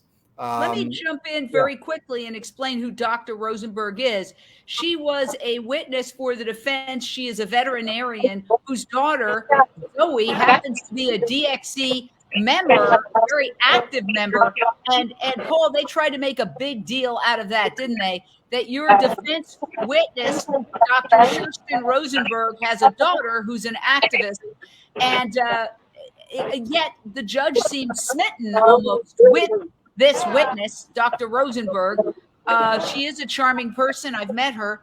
But give us that sense of this veterinarian who testified for the defense. Yeah. I mean, I see what the defense is obviously trying to do, take away credibility by pointing out bias. And sure, you can argue that, of course, the brilliant Kirsten Rosenberg has interest in this case, as she testified to. But I can tell you this about Kirsten and Zoe. I've never known either one of them to tell a lie or misrepresent anything in their lives. I wish we could do character witnesses because, I mean, I think we all try our best to be open and honest at times. And maybe sometimes we're not our best at it. And it's always like maybe something to think about and whatever. But Kirsten and Zoe are 2 people who don't have a governor on what they say whatsoever. The way Zoe speaks out and refuses to shut up when she sees injustice. I knew Zoe since she was a little girl.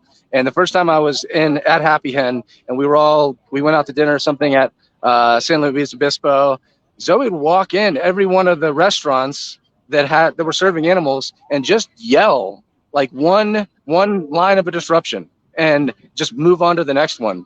And that just struck me. I'm like, yeah, okay, that's amazing. Like this person, can't not speak her heart. And Kirsten's the same way. So if you want to say that Kirsten's, got some, interest in this, of course, she's a great person who cares about justice and justice for everybody, regardless of species. Now I'll say what prejudices or biases the other witness is money. So Kirsten may have some interest in this because in her heart of hearts, she cares deeply about justice for everybody. If there's a bias on the other side, it's because he needs his job to afford his lifestyle. It's not about values. He got a raise from $90,000 to $170,000. That probably came with some mortgages or who knows what else. And he's employed very gainfully by the state of Utah. He's on their payroll. You know, someone pointed out that Schurston accepted a $10,000 donation to Happy Hen in exchange for all of her time prepping as an extra witness, which she balanced with doing so many things at her sanctuary. So I thought that was a low blow. I've come to understand that that's what prosecutors will do, whatever they have to do to try to make their case. And I've actually got to hop off here. But if anybody had one more question, I'd be happy to answer it. All right. Does our panel have another question? I think, Simone, you've got to have a question. I know you. You never stop asking questions. I would just say at the end of the day, I watch a lot of trials. Are you going to be able to talk directly to that jury and find out one way or the other how they came to their decisions? I would think that would be a very important thing, since you have other trials coming up, to know kind of what worked and what didn't. No, we are absolutely. Oh, sorry. Go ahead. No, go ahead. I just think that's a really good question. We are absolutely allowed. Like, it's an anonymous jury now. It won't be anonymous after the fact. Anybody is allowed to ask questions of the jurors, and they are absolutely allowed to answer or decline to answer. They just become regular people after they've delivered their verdicts. And I think this goes without saying, I would never want anybody to be harassed over any role they played in my conviction or anything like that. These are individuals who are part of a system, and doing that would hurt future cases so bad. But I'm excited for journalists like Maria to have access to these numbers, or documentarians to be able to reach out. And I definitely want to hear stories about what happened in that room. And I look forward to hopefully some of the jurors being willing to talk about it. Well, we just want to say thank you, Paul Picklesimer, for taking the time to answer our questions and talk to us. What a stand-up guy. Here you are facing potentially 5 or 6 years in prison, and you could be handcuffed later today. Certainly, I hope that you walk away a free man tonight, and you all go and celebrate with all the people that you have there supporting you. But just the idea that you were cool, calm, and collected, and just took this time to answer our questions. We are so grateful to you, and we wish you the best, and our hearts are with you. We just want you to know that. Thank you so much. I feel it, and all those sentiments go right back to y'all and the audience. Your work is so important. Just thank you. Keep it up, and yeah, we can. So many ways this day could play out, but I'm excited to find out how that is. And yeah, thanks again. I'll pass it back to Carla now. Take care, everyone. Thank you. Thank you so much, Paul. Wow. History in the making. Absolutely. Absolutely. Hi, Carla, there you are. And Carla Cabral is our reporter on the ground. She is a DXD member, and she is just a woman who can go live for 8 hours straight without any problem. So we're so happy to have you. I wonder if you can take us back to Wayne Hsiung, who is, you might say, the lead defendant, somebody who is also facing 5.5 years in prison, who is one we could certainly say that they're gunning for, as it were. He's the leader of DXC, he was the co-founder of it, and he is a leader in this style of activism. So, Carla, bring us up to date. What's happening over there?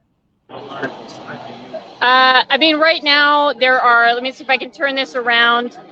There are activists all over the place. We're all sort of camped out. You can see the courthouse behind me. We're all just camped out, waiting to hear when the jury is going to come back. Everybody is, in good spirits, but of course we're all very nervous. We care so deeply for Wayne and Paul, and we believe so much that what they did was the right thing. And so we're all here to support them. And it's just a waiting game now. Wow. And, are you surprised, as somebody who has been there from the get-go, that this is taking so long? We're now entering, it started at 9 a.m. your time, and it's 4:30. So we're almost at 8 hours now. Carla, are you surprised? Let me go lie down. I don't know. I mean, I'm not really surprised. I think everybody is sort of happy that the jury is taking this long. It means they're really deliberating. They're really taking it seriously. As you guys are aware, they did get to ask a question that seemed to be favorable for our side. So I think it's a good thing that it's taking this long, and I think the seriousness of the outcome, I'm not surprised that they're taking their time, making sure that no matter what they do, they feel good about the decision that they make. Well, you know, the irony is the judge was hell-bent on getting this done yesterday, and that seemed to be his biggest concern. In fact, he threatened to declare a mistrial if it wasn't wrapped up, and here he really doesn't have complete control over the jury and how long they take to deliberate. So now it's sort of like he was trying to speed up the trial. Well, the jury is slowing the trial down. If they don't reach a decision by the end of the day, tomorrow is Sunday. We know that it's expensive for local counties and municipalities, et cetera, to keep their buildings open on a weekend. We're going into a 3-day, this is the start of a 3-day holiday weekend. Monday is Columbus Indigenous Peoples Day. So do you have any indication of would they come back on a Sunday or would they come back on a Tuesday? Carla? Yeah, sorry, my mic didn't go up. So I would think that they'll probably go on Tuesday, would be my guess. Although, I don't know, this jury has surprised us, so they might say, no, we want to stick with this. I think it's going to depend on whether they feel like they're close to coming to a decision. I think that if they aren't really close and feel that they need a lot more time, that it'll be Tuesday. I think it'll either be today or Tuesday. Yeah, I think you're absolutely right. And I think that I personally feel like there's a very good chance that they're going to walk into that jury room and they're going to walk into the courtroom and say, Your Honor, we're unable to reach a decision. Because it's two mindsets. Okay, one mindset is, oh my God, these people are heroes. They went in there and they rescued these animals. What a terrible place. Even if we didn't see the video, we get the idea. It's a hellhole.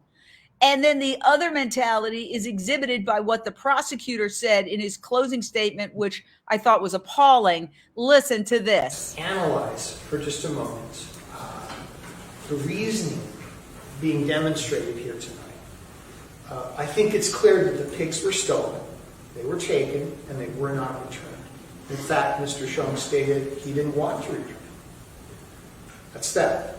Imagine the use of the word rescue in some other context. Suppose you were in the grocery store, and you saw a can with dents in it, and you thought to yourself, oh my goodness, that can has a Guys, let me stop. Let me break in. Things are happening, guys. Let me break it. It looks like people are really starting to move around. I think we might have a verdict. Is that the case? Verdict is in. Yes. A verdict is in. Oh my gosh. Wayne, is Wayne right there? He's going in right now. Let me see if I can just grab him. Follow him as he goes into court if you can. Yes. There they are, the two of them. The heroes of this movement who could go to prison for 5.5 years each, and they are smiling. And they are smiling. Oh my gosh! All right, I'll just say to all you that again, winning or losing doesn't depend on what happens in the courtroom. It depends on what happens out here. So, whether Paul and I walk back out of this courtroom or not, just keep speaking your truth, and we're gonna win. It's true. Okay. So thanks to all of you for being here. We'll see what happens, and I think I speak for both of us in saying we're just really grateful for your presence. It's been amazing the last week. It really has, and we've made progress regardless of what happens in the next 2 minutes. All right, let's do it. Let's do it. I'll give you this. Wow. You are seeing an historic moment as Wayne Hsiung and Paul Picklesimer walk into court to face the music, as it were. Wow. And they are so cool, calm, and collected. I should put my suit on. That's a good idea. Wow. What's the mood there? Go ahead, Carla. Yeah, just saying they're getting themselves together. Wayne wants to put his suit on, make sure that he's ready to go, and then they're going to go in. Yeah. This is it. Yeah. Wow. I'll keep you guys appraised. Well, yeah, just if you could stay live for a minute or two and just walk up to the courthouse. Are you going to go inside? No, I'm not gonna go inside because I wanted to stay live with you guys. Wow, but there are gonna be people are gonna be paying. You know, people are gonna be on the WebEx.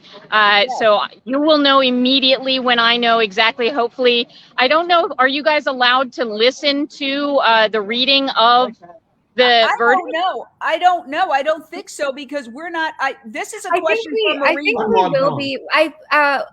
We'll see. There is a WebEx event for today. It's been and it has been blank all day, but the reading of the verdict should be public, I think. So I think they should come on it.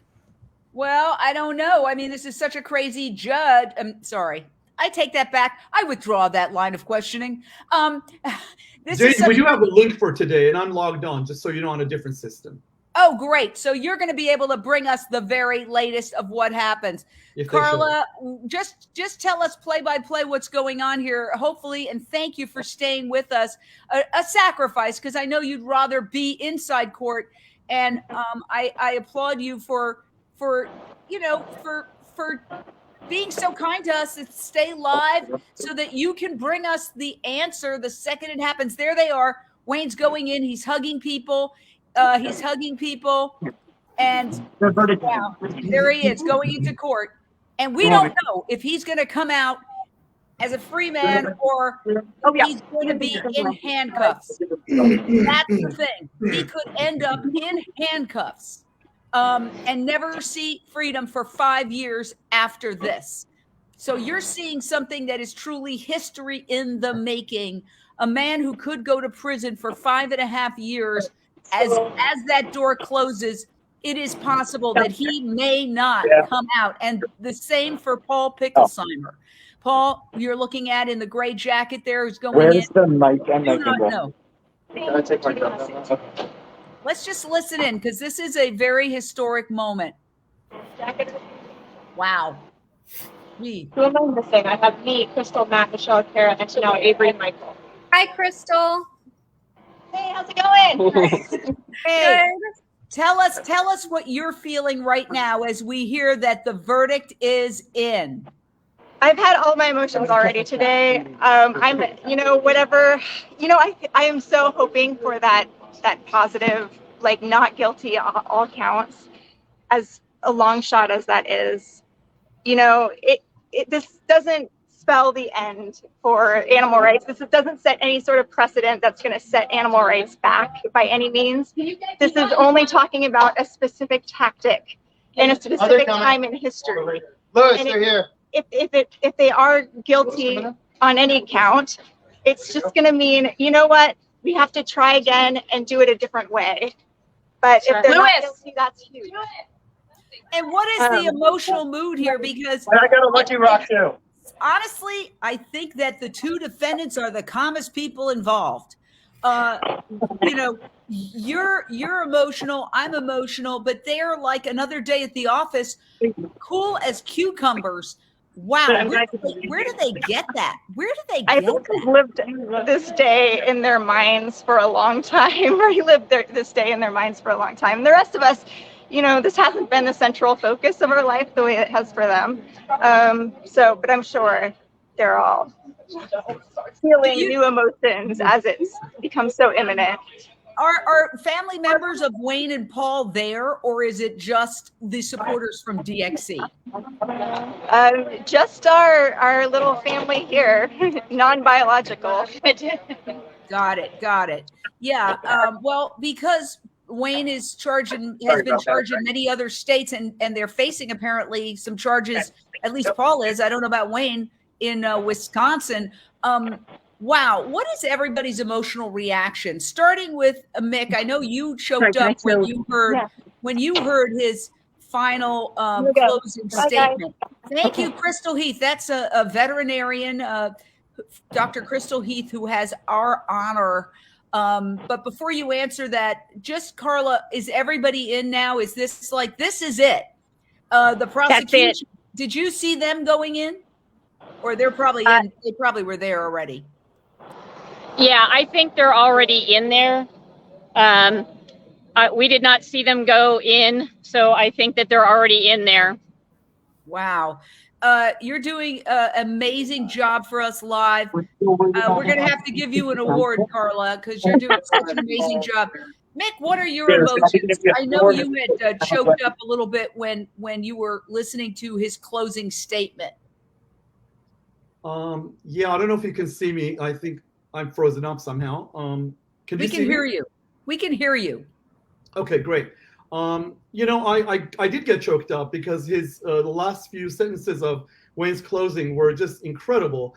But right now I'm feeling more anxious than emotional, right? That was a very emotional thing last night. Right now it's just anxious. It feels so unfair that here we have people who are being charged with a crime for theft, for example, right? To me, theft is something where someone benefits personally from it. Not only are these folks not benefiting from it, they're actually about to give everything up for it. Yeah. In fact, as I mentioned, they literally could end up not walking outside for 5 years. They could literally have the cuffs put on them at the end of the verdict if they are found guilty, particularly of the felonies. Now, there's two. There's a felony count of burglary, which is 5 years, and then there's a misdemeanor count of theft, which is 1 year in prison. And we know that they've been deliberating approximately 8 hours. So what are your emotions, Maryam? I know you're close to some of these folks. Yeah, I've also been very anxious, nervous, upset, angry, gone through the whole host of emotions and feelings. I also cried when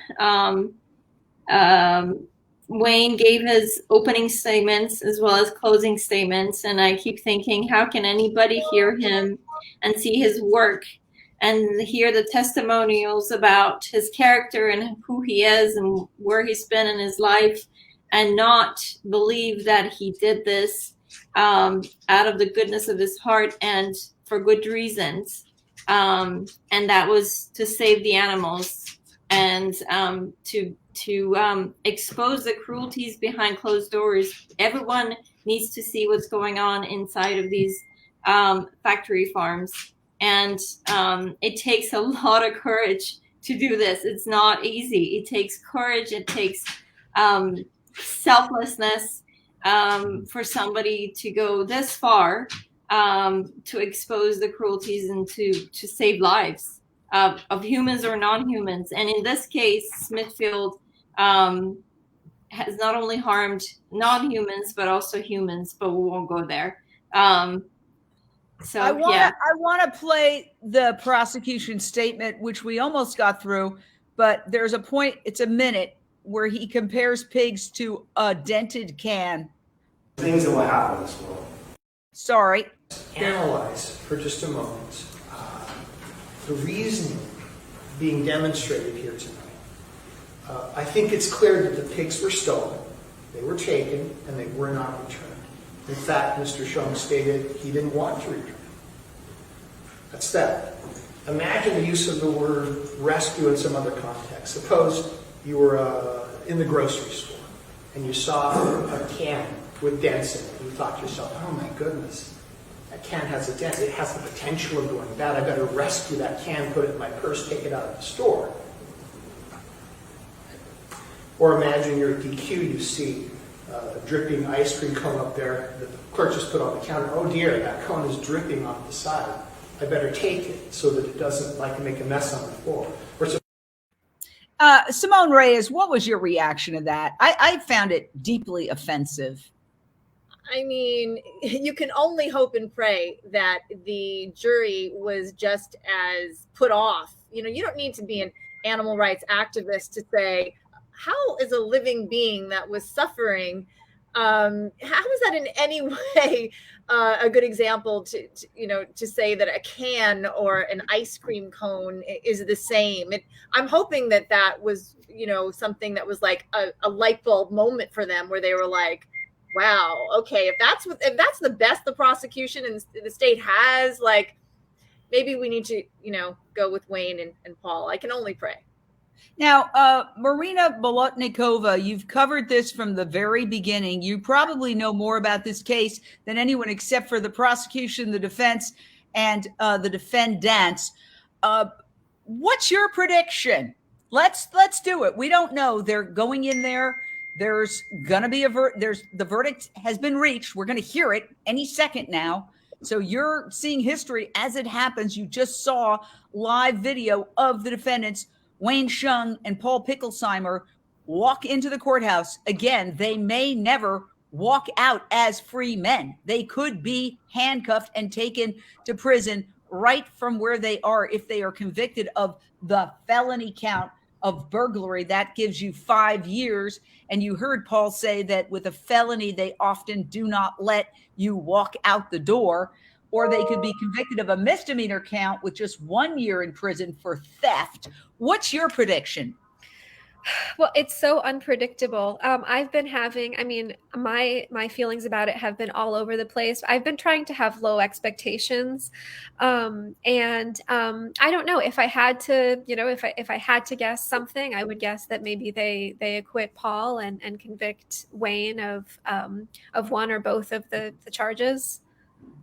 I think that's sort of my guess. Given that there's obviously there was some conflict, like they didn't just walk in and say, oh, they're either all guilty of everything or they're all innocent. There was 8 hours approximately of deliberation. So they were in conflict. And sometimes they try to either you convince the other side that you're right or you come up with a compromise. So I'm going to predict, and again, I could be completely wrong. And please understand, I want them to be found not guilty and acquitted on all counts. Please understand that. But just because I'm asking everybody to take a guess, I'm thinking they may acquit them on the felony counts and may just give one misdemeanor count of theft to Wayne. That would be a guess if they were coming up with a compromise. What is your guess? But they don't know, Jane. They don't know whether they're misdemeanors or felonies or the severity of the charges. It's like, they've not been allowed to know the magnitude of the charges. Wait, I thought they weren't allowed to know how much time that each charge would hold in terms of a prison term. But you're saying to me they don't even know whether they're felonies or misdemeanors? Yeah, I'm pretty sure they don't. Wow, that's heavy. Well, I take it all back. I have no predictions. Nathan, what is your best guess? Boy, it's tough. It's really, really tough. I think what you just concluded is definitely a reasonable conclusion to come to. That if they subscribe to the notion that that the Piglets had some value to Smithfield, some fair market value, then I could see them convicting Wayne of the larceny charge. But you know what? I'm going to go all in. And I think we're going to hear 4 acquittals today. We're going to hear 4 not guilties today. I find it hard to believe that 12 people, I mean, nowadays 12 people don't agree on anything. I just find it hard to believe in 8 hours, 12 people are going to come to an agreement on a case of this seriousness, this magnitude. And I think, because the burden is reasonable doubt, I think they can hang their hat on reasonable doubt and acquit on all charges. All right, from your mouth to God's ear, as they say. Let's go to Simone Reyes. What is your best guess? It sounds like the WebEx is starting. Okay. The judge has started speaking. Okay. Do you want to jump off and just you? Yeah. Off. I'll go off to pay attention to this. Yes, for a bit. of course. Thank you. Thank you so much for joining us, Maria Bolotnikova of the Intercept, which is one of the great independent journalistic organizations covering this when so many others are not. Thank you, Marina, very much. So, okay, Carla, what's your best guess?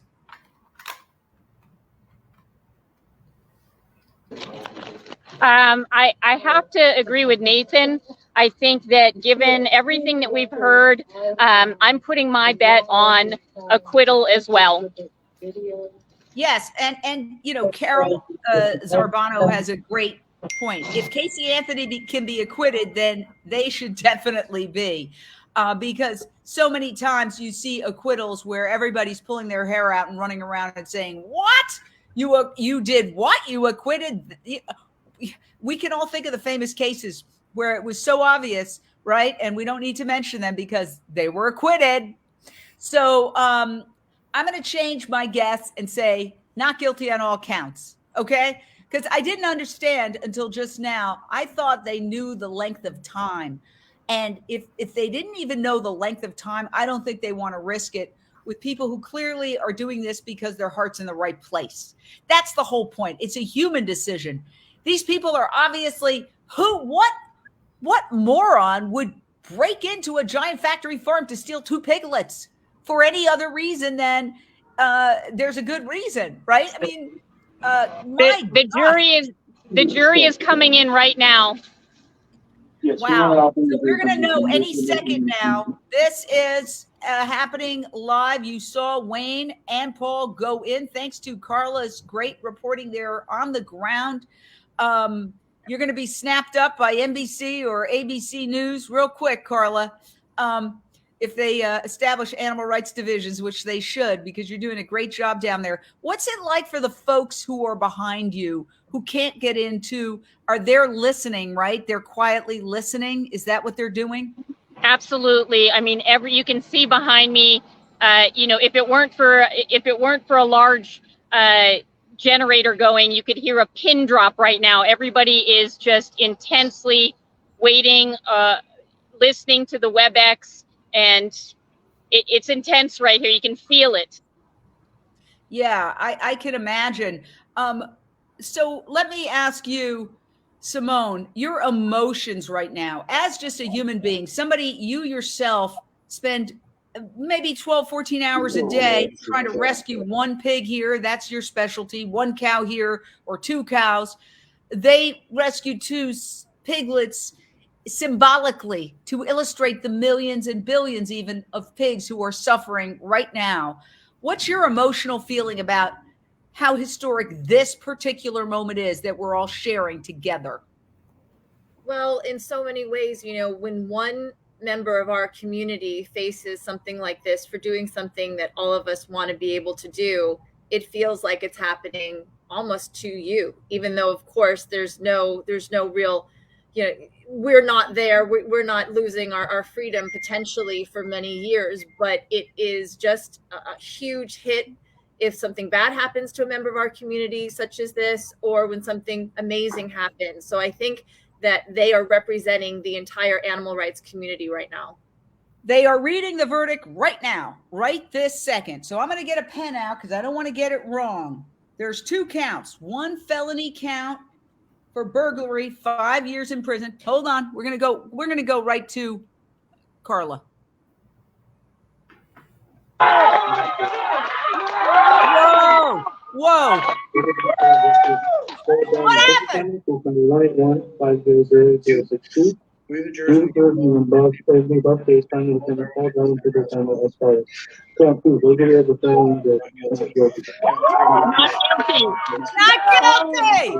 guilty. All right. Which count is this? All counts? Whoa. All counts. All counts? Not All guilty counts. on all counts? Not guilty. Yes. On all counts? On all counts. Not guilty? Is this true? Not guilty on all counts? Sorry, guys. I think they've only ruled on Paul, but Paul was found not guilty. No, Wayne's was read first. Wayne went first. Wayne went first. It's all not guilty. Not guilty on all counts. I want to make sure we got this right. I don't want to have to That's do what a I heard. correction. I heard 2 not guilties for Wayne, followed by 2 not guilties for Paul.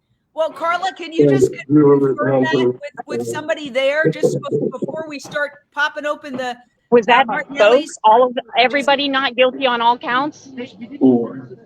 What's that? Hold on. We don't have every count. Hold on. We do not have all counts. Okay, I'm muting it for her just because I don't want to be found in contempt of court I don't know whether we're legally allowed to hear that, but it's on a loudspeaker in a park. So, you know, take me to court on that one. But we want to hear. This is amazing. Jane, right now he's polling the jurors one at a Okay, time. it's not Acquitted guilty on on all all charges. counts. Yeah. Not guilty on all counts. And oh my right gosh, now he's- Carla, take it away. Take it away, Carla. Take it away. Yeah, I mean, everybody is just ecstatic over here. We're very excited. I heard the judge telling people to calm down, so I imagine that the people that are inside the courtroom also could not contain themselves, and everybody is just absolutely besides themselves with joy over this verdict. Oh my God. This is history. This is absolutely history in the making. We saw it here today. Oh my gosh. Not guilty on all counts. I've got to say it again. Not guilty on all counts. This is a moment. This is a moment in history. The table has turned. The tipping point. Mick, tell us what you're feeling right this second. I want to cry from excitement. Oh my God, the emotions! This is a victory. This is a big victory. What's the emotion there, Carla? Can you show us what's happening with the folks there? Everybody started. What does everybody think about the verdict? Let them know what you think about the verdict. Wow. Wow, this is extraordinary. Unbelievable. Just unbelievable. Yeah, show us, talk to us a little bit more about the mood right there. Thank you, Carla. Of course, I mean, everybody is just absolutely thrilled. You know, not guilty on all counts. It is historic, and everybody just cannot even believe how wonderful this is. What does this mean for the movement moving forward? You know, what is the agriculture industry going to do? We're going to have to see how this plays out immediately and then in the near future for sure.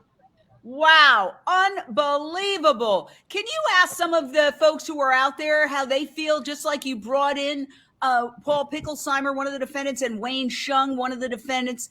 I'd just like to hear from some of the rank and file members of the organization who are there, just who've come from all over the country there. Yeah, hold on just a second.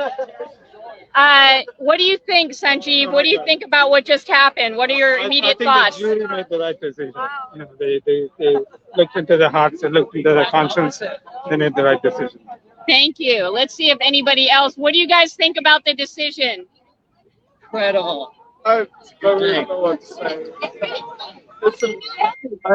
Emotional. Everybody's emotional about this. There are people crying. You know, people hugging Tiffany. What do you think about this historic decision? Oh, I love knowing that it made such a difference to the jurors, that the jurors themselves could see what was really at stake. They didn't, and actually like that in this, at this point, I like knowing that the jurors didn't need to know that they were sentencing them to possibly 6 to 11 years in prison, you know, for these. It's so great that they had no idea how long it would be. They went by their conscience of what the facts were about it, and you could tell that the jurors really cared about the conditions that Smithfield keeps their pigs in. And anyway, I don't know. I'm not very articulate right now. I'm so moved. I'm so grateful. You are very articulate. And Paul and everybody from Direct Action Everywhere for bringing us all together, and just the joy and this giant step for animal rights. Fantastic. And I do feel it's a giant step for animal rights, Carla. I think it sends a message to the animal agriculture industry. The times, they are a-changing, and people's attitudes are a-changing, and you can't get away with this anymore. Yes. Answer. Thank you. Yes. Okay. Can you yeah, go ahead. Oh, I didn't know you were still. Yeah. Sorry. Show you I think there are some police around. I think they weren't sure you know, what we might do depending on what the verdict was. I saw several police officers in different areas, but, you know, we are a nonviolent organization, and we could not be more pleased. Again, everybody right now is starting to move. They're all going to go across the street. So maybe we'll, I don't know if Wayne and Paul are going to come out soon.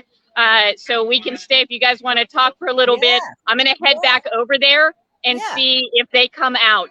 Yes, thank you. And I just want to say, Carla Cabral is doing an extraordinary job.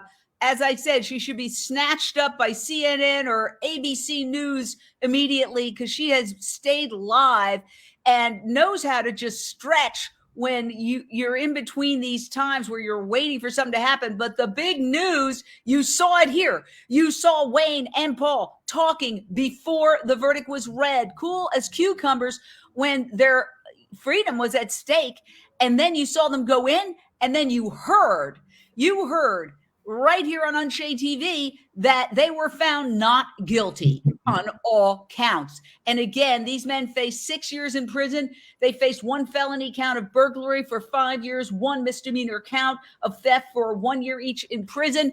And the jury in Utah, okay, this is a relatively conservative state, if not a very conservative state, their hearts, okay, said what's happening in those factory farms is morally wrong. We are not going to punish these people for trying to show us and rescuing 2 little pigs who were clearly dying. Maryam, tell us what was going through your heart right now. You are a DXC member. Yes, I couldn't be happier. I can't believe it.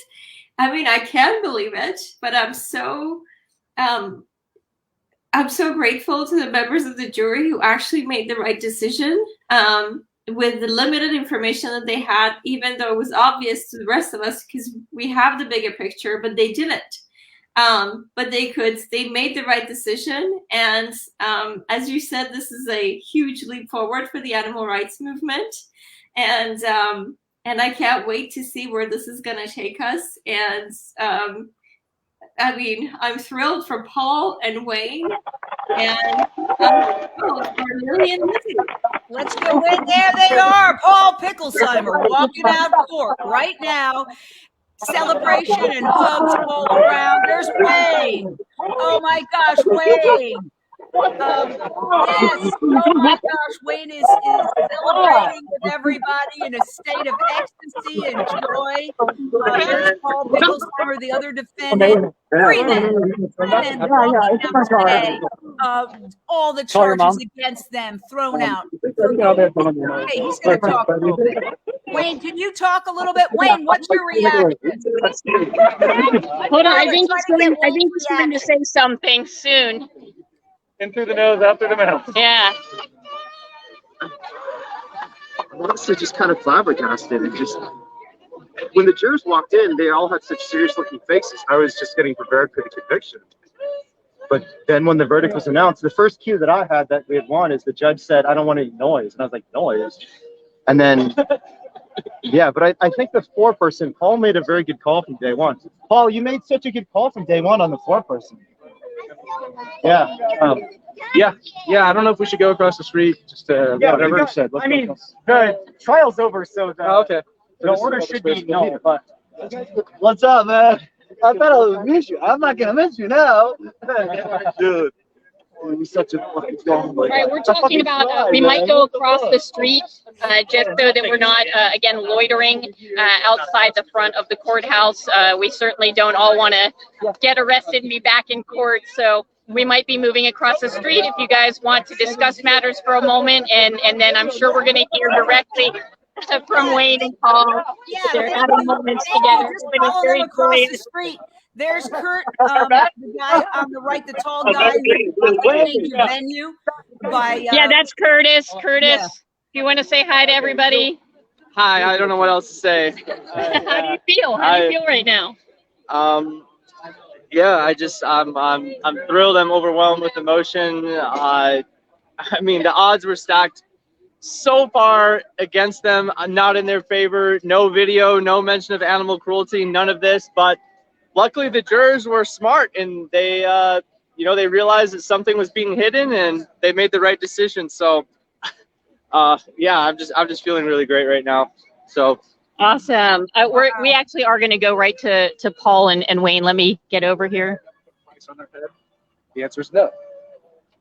And at the end of the day, we're out, and I feel so happy about it. I'm so grateful for the attorneys and my counsel and the supporters, and a very intelligent jury who I trusted to debate until they could reach a conclusion, and I feel that they reached the right conclusion.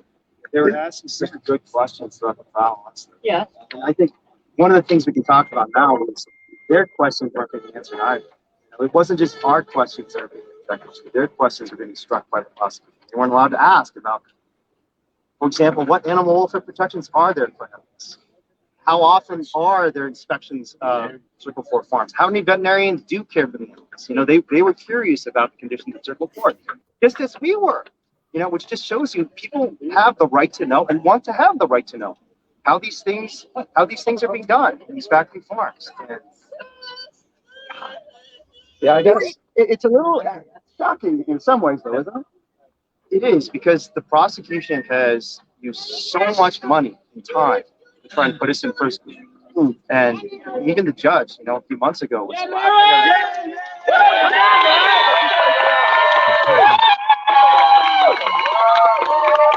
That's the attorney, Mary Corcoran, I believe. Mary Corcoran. She was the attorney for Paul Picklesimer coming out. She did an amazing job. Even the judge said she was masterful. Freaking freedom, you are right. Freaking freedom. Wow. I've already talked to Mary, but you gotta call Liz right now. I know. Let's call her in. Yeah, call Liz. I can't believe Mary. I can't believe Liz is. Is that the kid who was in the last night? They told me you're in the book. Thank you, sir. Were you two free last night? So I came down with Eric away to Elmira because I assumed I was going to be convicted. So we're going to call on our other attorney. The question I asked you last night, and feel free to be up to the issue. I asked you last night, did the prosecution make mistakes? Did it work in the state? Like, Yes. Carla, can you get a little closer so we can hear better? Yeah, I'm trying. We got to interview. Can someone try and Curtis, are you going to go back to the back entrance? Hey, Curtis, do you want to go back to the back entrance and see if you can? That's not possible. What? You don't want to catch the jurors? I do, but I don't want to watch. Okay, Mr. Curtis. Yeah. Mr. Curtis.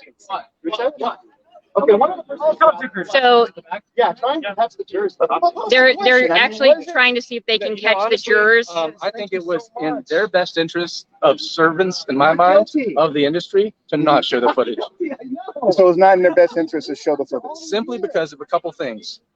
For one, it makes the jury feel like they're being treated like babies. They're being spoon-fed some narrative and they can't see the real truth. The other reason is that the footage exonerates us.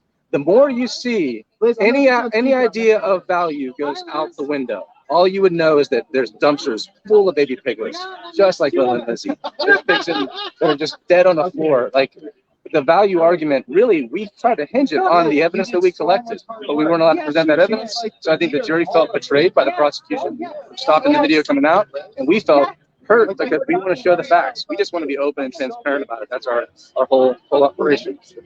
And you don't have to. Before this, and certainly there's an irony to the correctional facility here being called purgatory. Were you thinking that tonight you'd be in purgatory as opposed to in a bed? You know, I was thinking I was a 50-50 shot. I was thinking my co-defendant, Wayne Hsiung, had maybe a 20% chance of acquittal. And this is keeping in mind that I fully believe we're both completely innocent based on the facts at hand. But it's you just don't know what's in a jury's mind. This jury, we knew they were intelligent coming in, and we valued that. But they had good poker faces. They weren't letting us know through their looks and their reactions what they had in mind. Now, their questions, their amazing questions, did tip the hat a little bit. And I just want to say that the state of Utah having an avenue for jurors to help in the fact-finding process is crucial. And I think we might not have been able to get the crucial facts out if it weren't for the jurors asking those important questions. And maybe I can get Wayne back in here really quick. Another quick question is that there's been a lot of concern expressed by you guys about the justice system. Yeah, there has. Has this changed your mind in any way? I've always believed in the juries. The problem isn't the juries. The problem is the system around it. These jurors saw through all the tricks and shenanigans and efforts to gag us. And I think they saw the very true and basic story that Rick Pittman told at trial. That there is a difference between stealing an animal and rescuing someone who needs some help. They're just not the same thing. And that's all we did. There was no testimony in this trial, not even a word that suggested we did this to obtain any commercial gain or even to take anything commercially from the farm, right? And I think this panel of jurors just recognized that indisputable fact, and in many ways, established a right to rescue, not just for the two of us, but for anyone who sees us suffering. There is a reason. There is a reason that our founders gave us a jury system, which means you put people from the community in final judgment, not the king, not the king's counselors, but your neighbors. And there's something real pure about that system. And every person's different. Some people, when they're in a traumatic situation, best way to put it, will be jovial, make jokes. This week, I noticed really, it was almost an affront, frankly, for you, if anyone was laughing or anyone, and I'm not saying you're against laughter, but that anyone was, because you said it was such a serious situation. Is that always the thing, or are you a little relieved? Are you able to smile now a little bit? I don't want you to smile. I'm still processing, honestly, because I just honestly, I didn't expect it. Like, I do believe in human goodness, and I believe humans are a kind species, but I also thought that the narrative was so jumbled and confused, and Mary thought I had made a disastrous mistake in calling one of our witnesses, because the narrative became even more. Well, you had last night. You talked about that you felt yourself. I thought I had not done a great job. So it was a combination of things. I thought I had done my best job as a lawyer. Definitely done better in the past. And I also thought that the narrative was just so confused because of all the objections. The jury just wasn't really giving the answer. And then the last thing the judge did of striking the last two witnesses, I just thought he's not going to get effective. I was really worried that the last thing I heard was from Dean Taylor saying, "Oh, these piglets would have been fine. It would have been." But the thing is, even Dean Taylor, even their own experts, could not say these animals didn't need medical care. Like even the state's expert could not say that these animals did not need medical care. And I think the jurors probably, even though they're told not to listen to the rebuttal, even the state's rebuttal showed these animals needed help. And lastly, guys, those who, and I'm going to be frank about this, and you know how social media goes. Those who will be on social media saying these guys should be behind bars, who might be disappointed right now at this verdict. Do you have any empathy? I mean, empathy is the wrong word. What would you say to those people? Have a conversation. Yeah, I would say the same thing. We like to talk to people. So if people have an issue with anything we did, even though the law found that it was a good thing to do, then we want to talk about it. Rick Pittman said it himself. He says that when you fight, you lose. I don't know if that's always the case, but I know it's always the best move is to talk to your adversaries, engage with them. And so we all come from so many different backgrounds. I'm from West Virginia. I grew up fishing and all that stuff.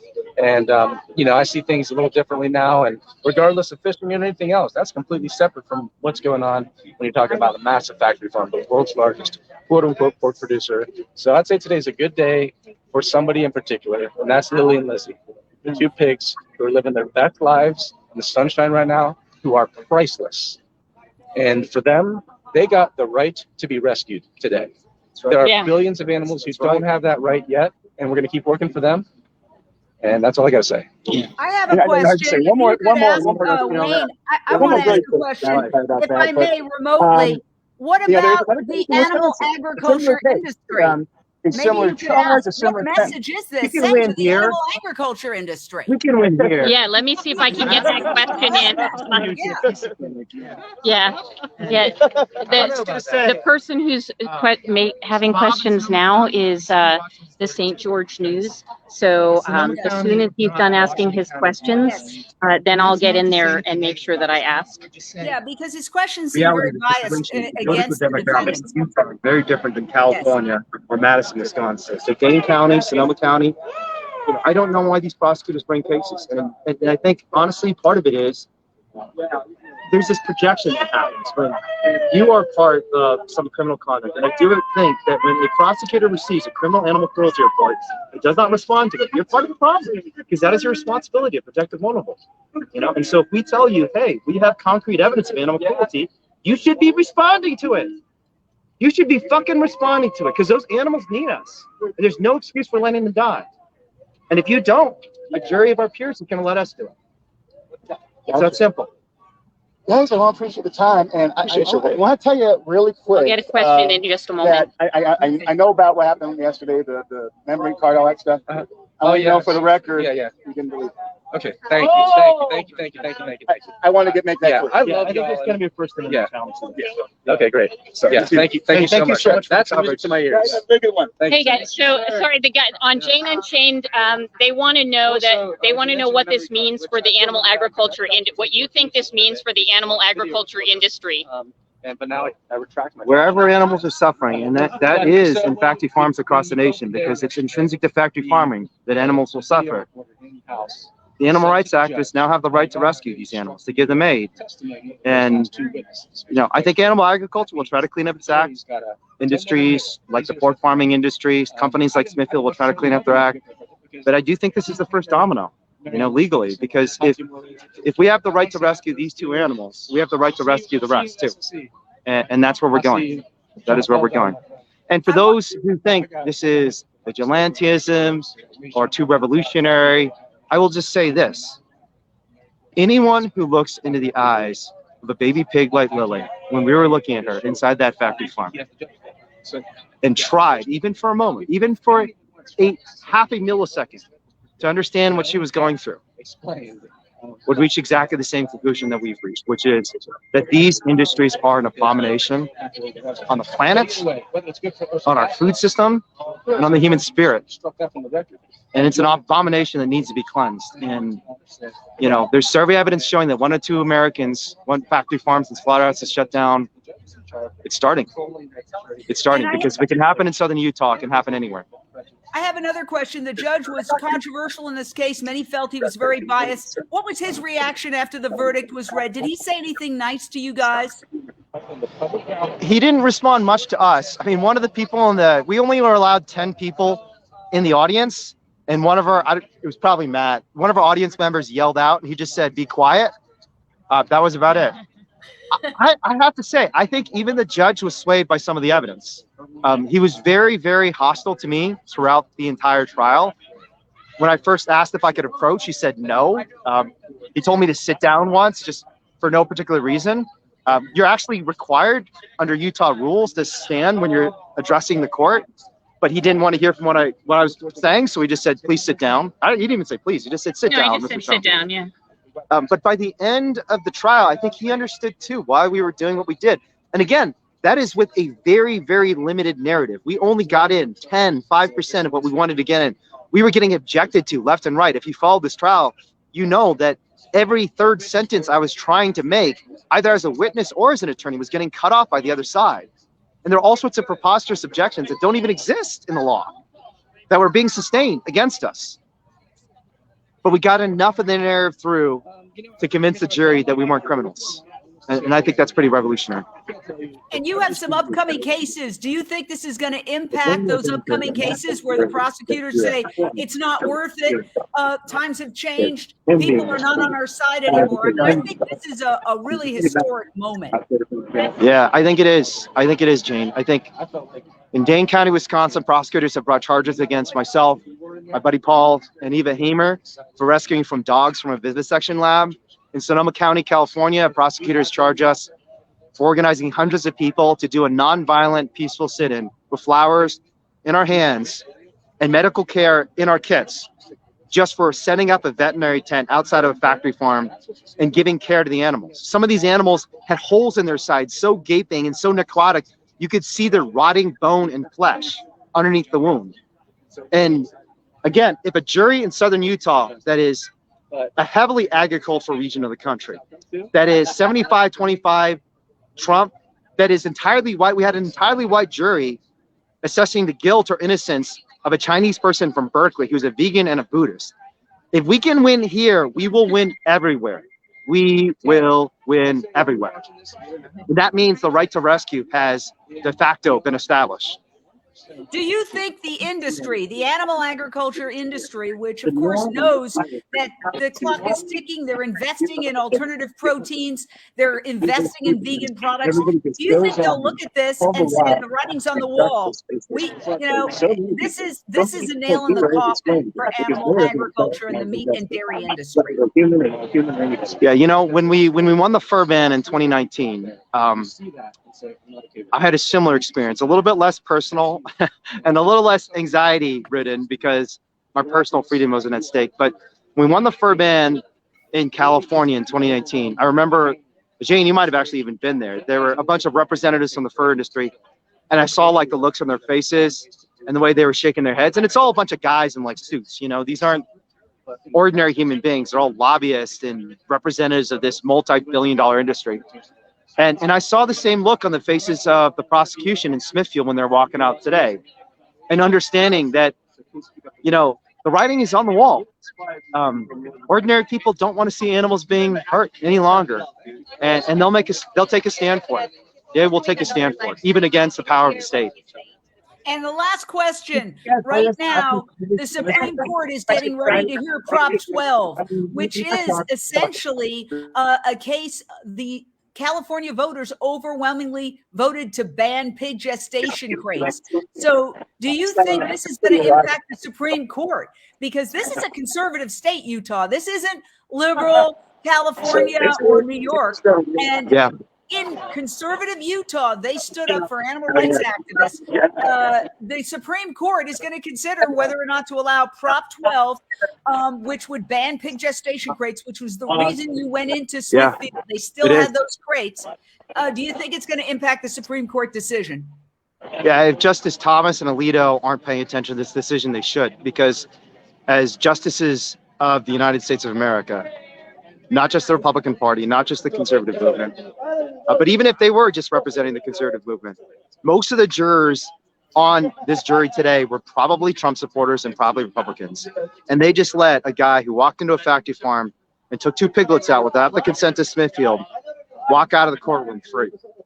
And so they have to ask themselves, do they want to be on the right side of history or the wrong side of history? And for hundreds of years, the legal system, the courtroom, and in particular the Supreme Court, have been the places where the most transformative changes and the most transformative catastrophes have unfolded in American history, whether it's Plessy versus Ferguson, right? That famous case is upholding segregation, to Brown versus Board of Education, when the Supreme Court struck it down. Whether it's Roe versus Wade and Dobbs, that was ruled on just a few months ago. And I think even if you're a conservative justice, like an Alito, like a Thomas, like a Gorsuch, you have to be asking yourself, is this actually the right thing for our country? Are the interests at stake just interests that are sectarian, a small interest group of animal rights activists, or is this something everybody in America, including people in Utah, deeply and profoundly care about? And resoundingly, what happened today was a jury of people in Utah said, we care about animals. We care about animals. Wow. Wayne, I have to say congratulations on a personal note. I'm so glad you're not going to prison. Wow, you are. I didn't think it was a good idea to represent yourself. I was wrong. You were right. You can buy me a meal later, Jane. And I love you so much. I can't wait to come to Southern California, hang out with you and Mick and everyone else in LA. All right, thank you. Congrats again. Go party. Go party. You deserve a good party. Wow, what an amazing moment. And thank you, Carla, for bringing that to us again. I know you got like several texts from the major networks wanting to pick you up immediately. I have activism to do. I'm sorry. I have activism that I have to start doing immediately. Well, I know they're going to have a huge celebration over there. I feel like we've pretty much covered it. I want to get final thoughts from everybody on our panel. Wow. I do feel this is a major, major turning point for the animal rights movement. So let's start with Simone Reyes. Your final thoughts. Just like Wayne said, this is a giant step of animals winning the right to rescue. That is huge. And I have to say, you know, I am one of the animal rights activists that came into this movement, not just because it was a social justice issue, because I care deeply about animals as individuals. And on a personal level, I'm so happy for Wayne's companion animals, especially, you know, hearing that his cat is old and sick, that she gets her dad back. Aw, Maryam, and I know you have participated in DXC demonstrations. I was even there once when I tried to defend you against a very slanted local news reporter during a protest outside a slaughterhouse. What is your emotional reaction to this verdict?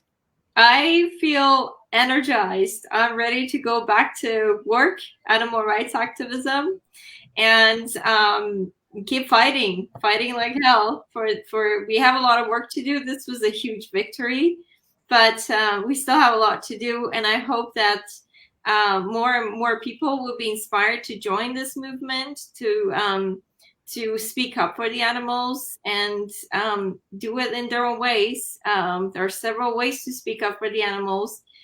Pick what works for you. But to answer your question, I am excited. I am energized and I am thrilled for Paul and Wayne, and I cannot wait to hug them in person.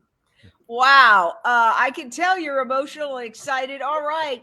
Let's go to our attorney, prominent New York City attorney Nathan Semmel, who has stuck with us for 2 days. I think you have a 5 o'clock shadow. Tell us. 3 days now. You know, I echo what's been said so far. I'm thrilled for the movement. What this means so much to advocates, to activists, to the world. You know, today we saw coverage from the New York Times. I hope they follow up. I hope more outlets pick up on it. You know, thank goodness for you, Jane. But I want to add one other thing to this. I think we all really got a front row seat to how innocent people can be convicted in this system. You know, not just on, you know, obviously not just animal rights cases, but cases all over the country, and that there are innocent people locked up right now. And you know, we asked Wayne, you know, do you believe in the jury system? And the jury is as good as the evidence that's presented to it. And when the prosecution is able to frame a story that's anything but the truth, really, you know, when law enforcement lies, when prosecutors tell a half story, a quarter story, and manipulate the evidence in a way that doesn't remotely tell the story, good people, innocent people can get convicted and they can serve prison time, and their lives, their families' lives get upended. I've seen it as a defense attorney. I've seen it as just as a human. And I think we all saw today how easily that can happen. Prosecutors are very, very powerful people. There are many who do a good job and they do justice, and people are victimized by crime, and you know, they seek justice for those people, but they also can be a runaway train. And we almost saw that here. I mean, we were all on the edge of our seat, really scared, obviously, because we knew the magnitude of this case, but Wayne and Paul are wonderful people. And the idea of them going to jail for 30 days, a month, a year, 5 years was terrifying for us. So it's just it was close, and it shouldn't have been, because this wasn't a crime. And yes. That's yes, what I think. Well said. Okay, Mick, I know you were very emotional during the closing statements. You wept. What is your emotional reaction and your big picture take on this? Well, first, I think the jury stuck it to the prosecutor. Animals are not cans of soup, you idiot. Okay, so that's my first feeling. Okay, but I would say on a positive note, I think the last few words of Wayne's closing will probably be an inspirational inspirational quote for many people. I'm trying to remember what he said. We need to be good stewards to animals, and we have to learn to be kind, something of that nature. I think that was beyond powerful. And just in general, social justice really takes decades generations to change. People's attitudes take a long time to change, and laws, of course, take even longer sometimes to catch up. It's like chipping away a million little pieces off of a mountain, right? And today was a glacier that came down. I think that's absolutely true. Okay, we're going to give the final word to, well, me, but before that, to Carla Cabral, your big picture take on what this means for our movement. I have to say that this is incredible for all animal rights activists and all activists that are fighting for justice for all beings. This is a monumental time, and we are going to continue to fight strong and be brave and make sure that we change this world into a better place for everyone. Well, and you have helped us so much. I can't overestimate how helpful Carla has been, staying live for literally like 8-10 hours over the last few days. Come to LA, we're going to give you an award, and I promise you that's for reals. I just want to say that I am so happy. When I see those pigs, and we just did a series on Unchained TV called Pig Little Eyes, so I had spent a lot of time with pigs. Simone and I were both in it, and I urge you to watch it on Unchained TV because it's a lot of fun. Beyond that, it's a reality series starring a family of pigs. And you can go to Unchained TV. You can get it for free on your phone and watch it. You can get it on your television, just if you have an Apple TV device, a Roku device, or an Amazon Fire Stick, or you can just watch it online at UnchainedTV.com. But suffice it to say that Simone and I had spent a lot of time with this one family of pigs, Beatrice, Dante, named after the famous medieval love poem, Dante's Inferno, and their babies. And I got to see how emotional, how intelligent, how strategic. I mean, I knew that pigs were the 5th most intelligent species, but boy, did I get an education in just how human their emotions are. And so now I have hope for this world, because sometimes I don't have hope for this world. Sometimes I say, what kind of a world would exist where we would put pigs in gestation crates the size of their bodies, never able to turn around? That is torture. The human race is evil for doing that. This restores my faith in humanity, and that's exactly what Karen said. The jury restored my faith in humanity. You could tell by their questions they cared about pigs and piglets. I think they proved that most people really don't want innocent animals to suffer. And what somebody else here said is, this makes me believe that a vegan world is possible. And I now believe that. Before we go, well, there's more excitement. We're going to go back one more time. Carla, I'm not letting you go yet. There's a big photo shoot right here. Take us there. You have to unmute. There we go. Everybody, with all of their signs. Oh, it looks great. Wow.